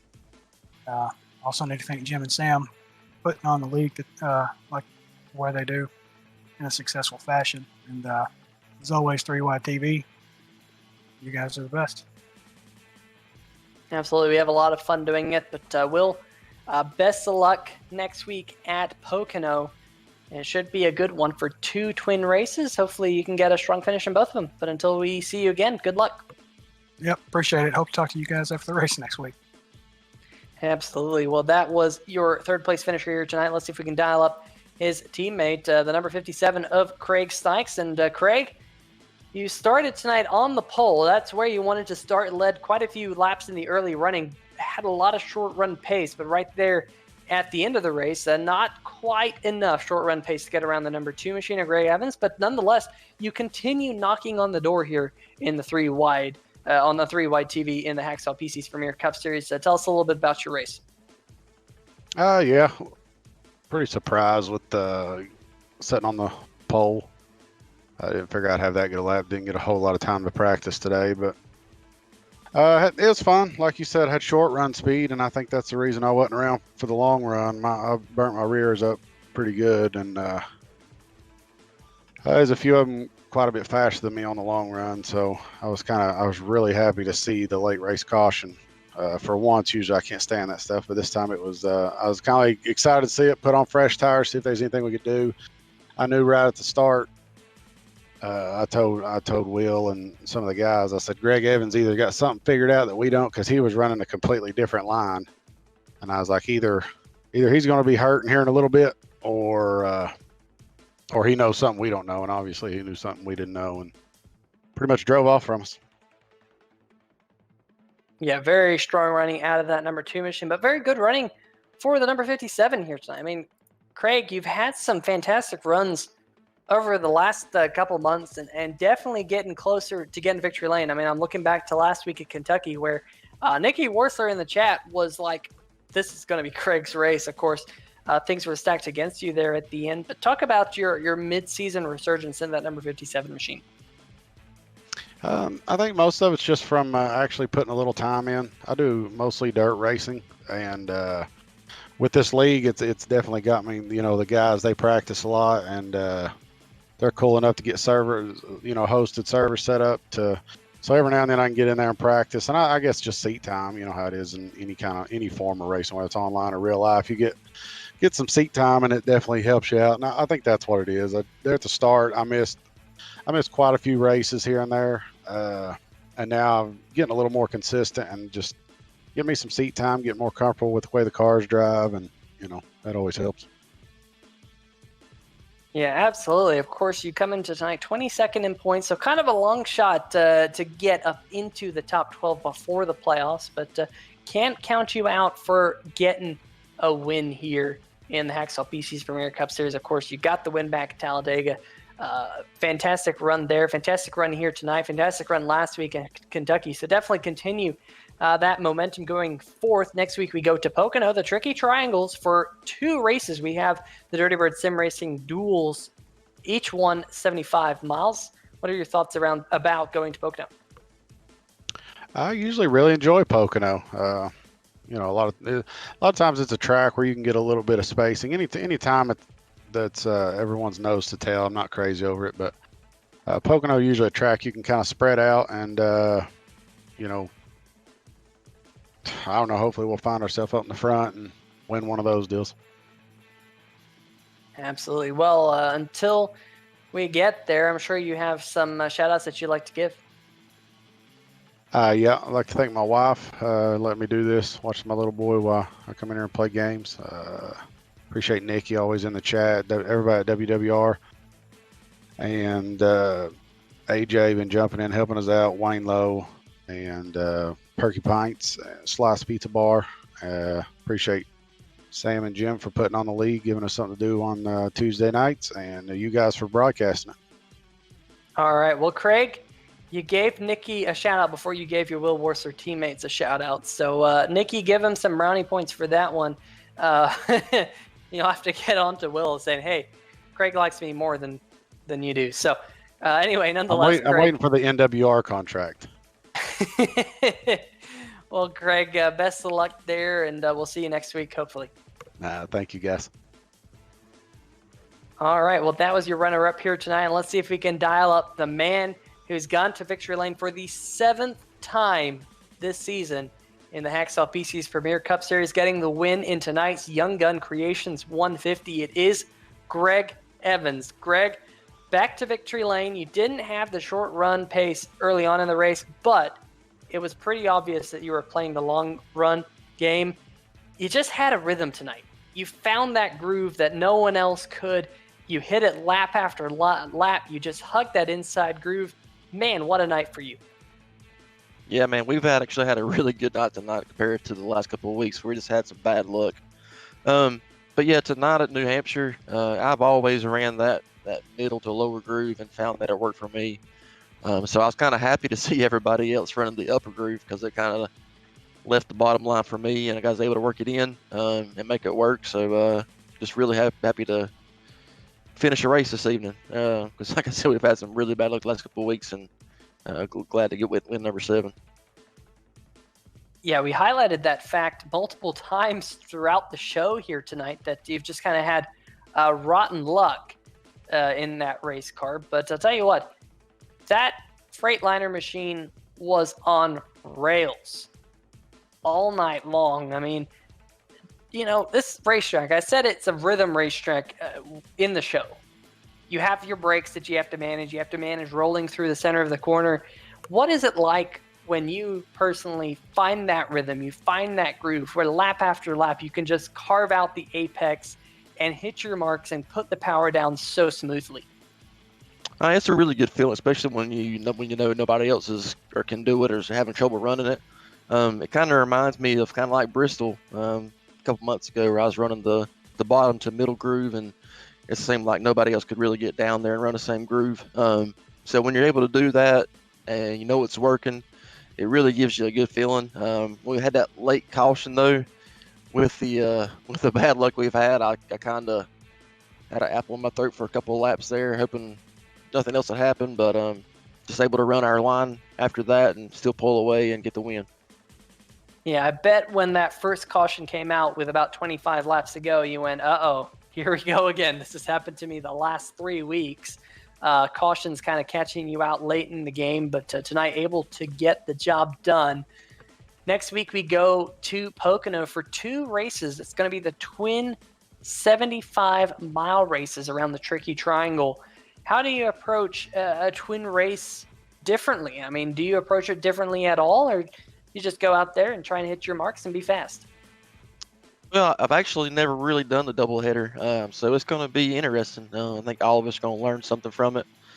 But I really think, all depend on how the rules lay out. You want to, just go out there and run. I really like Pocono, so I think we'll do pretty good there. It kind of reminds me a little bit of New Hampshire. You have to really hit your marks, especially in a tunnel turn and coming off 3 to get the good run going down the front stretch. But like I said, with the doubleheader, it's going to be really interesting.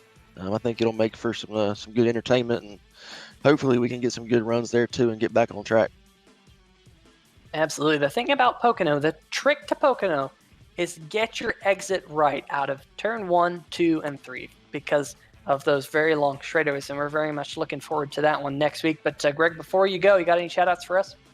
Yeah, definitely got to thank my new sponsors, Freightliner and Detroit Diesel, Duct Tape and Sure Tape, I Can't Design, iRacing, iFlag, Carolina Sim Works.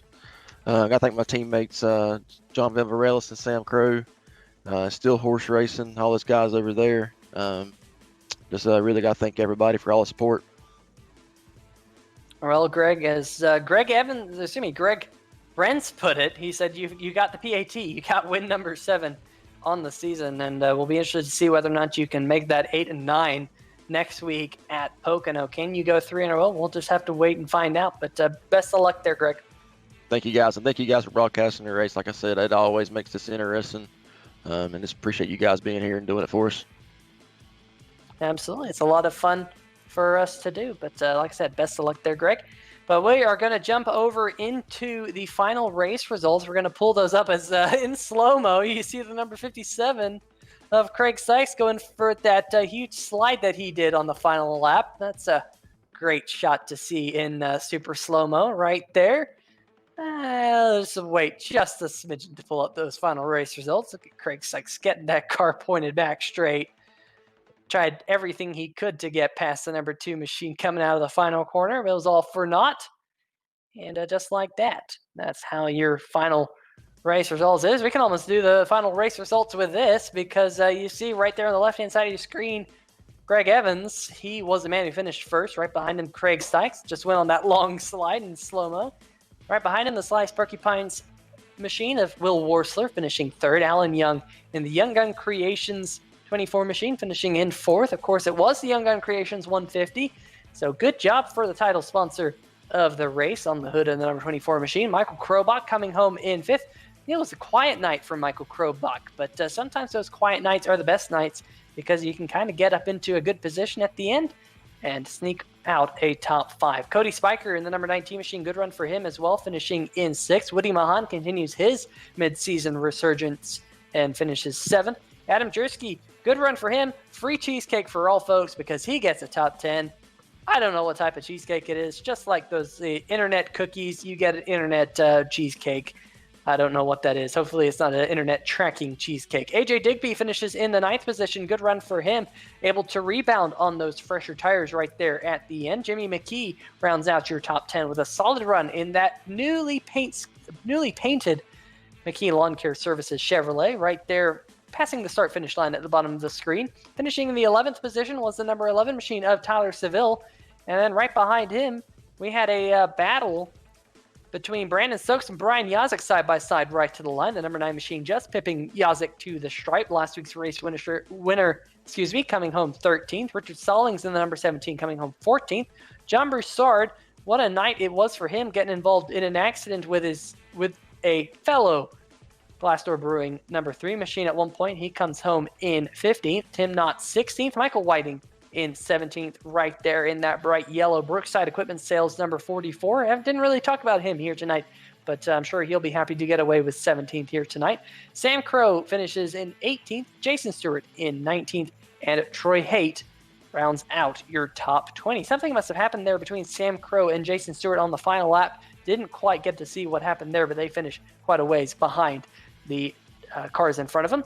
In the 21st position was the number 27 of Pete Baskins, who was involved in that late race collision as well, that last lap collision, I should say. John Jenkins also involved in that wreck, finishes 22nd. Tony Schoen, 23rd. Kelsey Rogers in the number 34 machine. I believe he pulled off track, finishing in 24th. Richard Fletcher finishes in 25th in the 43 machine. Bradley, 26th. J.R. Bash in 27th. He did not finish this race here tonight. Jackson Van Volkenberg in 28th. Lee Staples, 29th. James Lorello, finishing in 30th in the number 3 machine. And rounding out your field in 31st, Chris Hughes, Alex Giese, 32nd. Christopher Bouchard, 33rd, who literally came on the racetrack for a single lap. And John Van Varillas did not start in the number 78 machine. So we had 33 cars really take time here tonight. 32 cars made it to the grid in time. Bouchard just went out there for a lap, and of course Van Varillas DNS. But at the bottom of the screen, just about sums up tonight's night. Greg Evans, 101 laps led, definitely the dominant force here in the Young Gun Creations 150. Got to give them a shout out and a big thank you for sponsoring tonight's race, as well as the other series sponsors: Hacksaw PC, Surf Pro, DB Sim Racing, American Regardless, Glassdoor Brewing, Victory Lane Quick Oil Change, Kirkwood Transportation, Patriot Media Marketing, Sep Tire, Falcon Race Wraps, and of course all the drivers here in the American Sim Racing Series, Hacksaw PC's Premier Cup Series, that make things tick. Next week we have the Dirty Bird Sim Racing Tricky Triangle Twin Races. Make sure you join us here on 3 Wide TV, same place, same time. It is the Pocono Raceway. Always fun to go up to the Pocono Mountains for some more action. But until then, we want to give our friends over at SimTV a thank you for the camera angles here tonight. And of course, Greg Rentz for helping me out tonight with Carlos Acosta manning the cameras. But until we meet again, folks, we are going to call it a night, and we will see y'all later. See ya!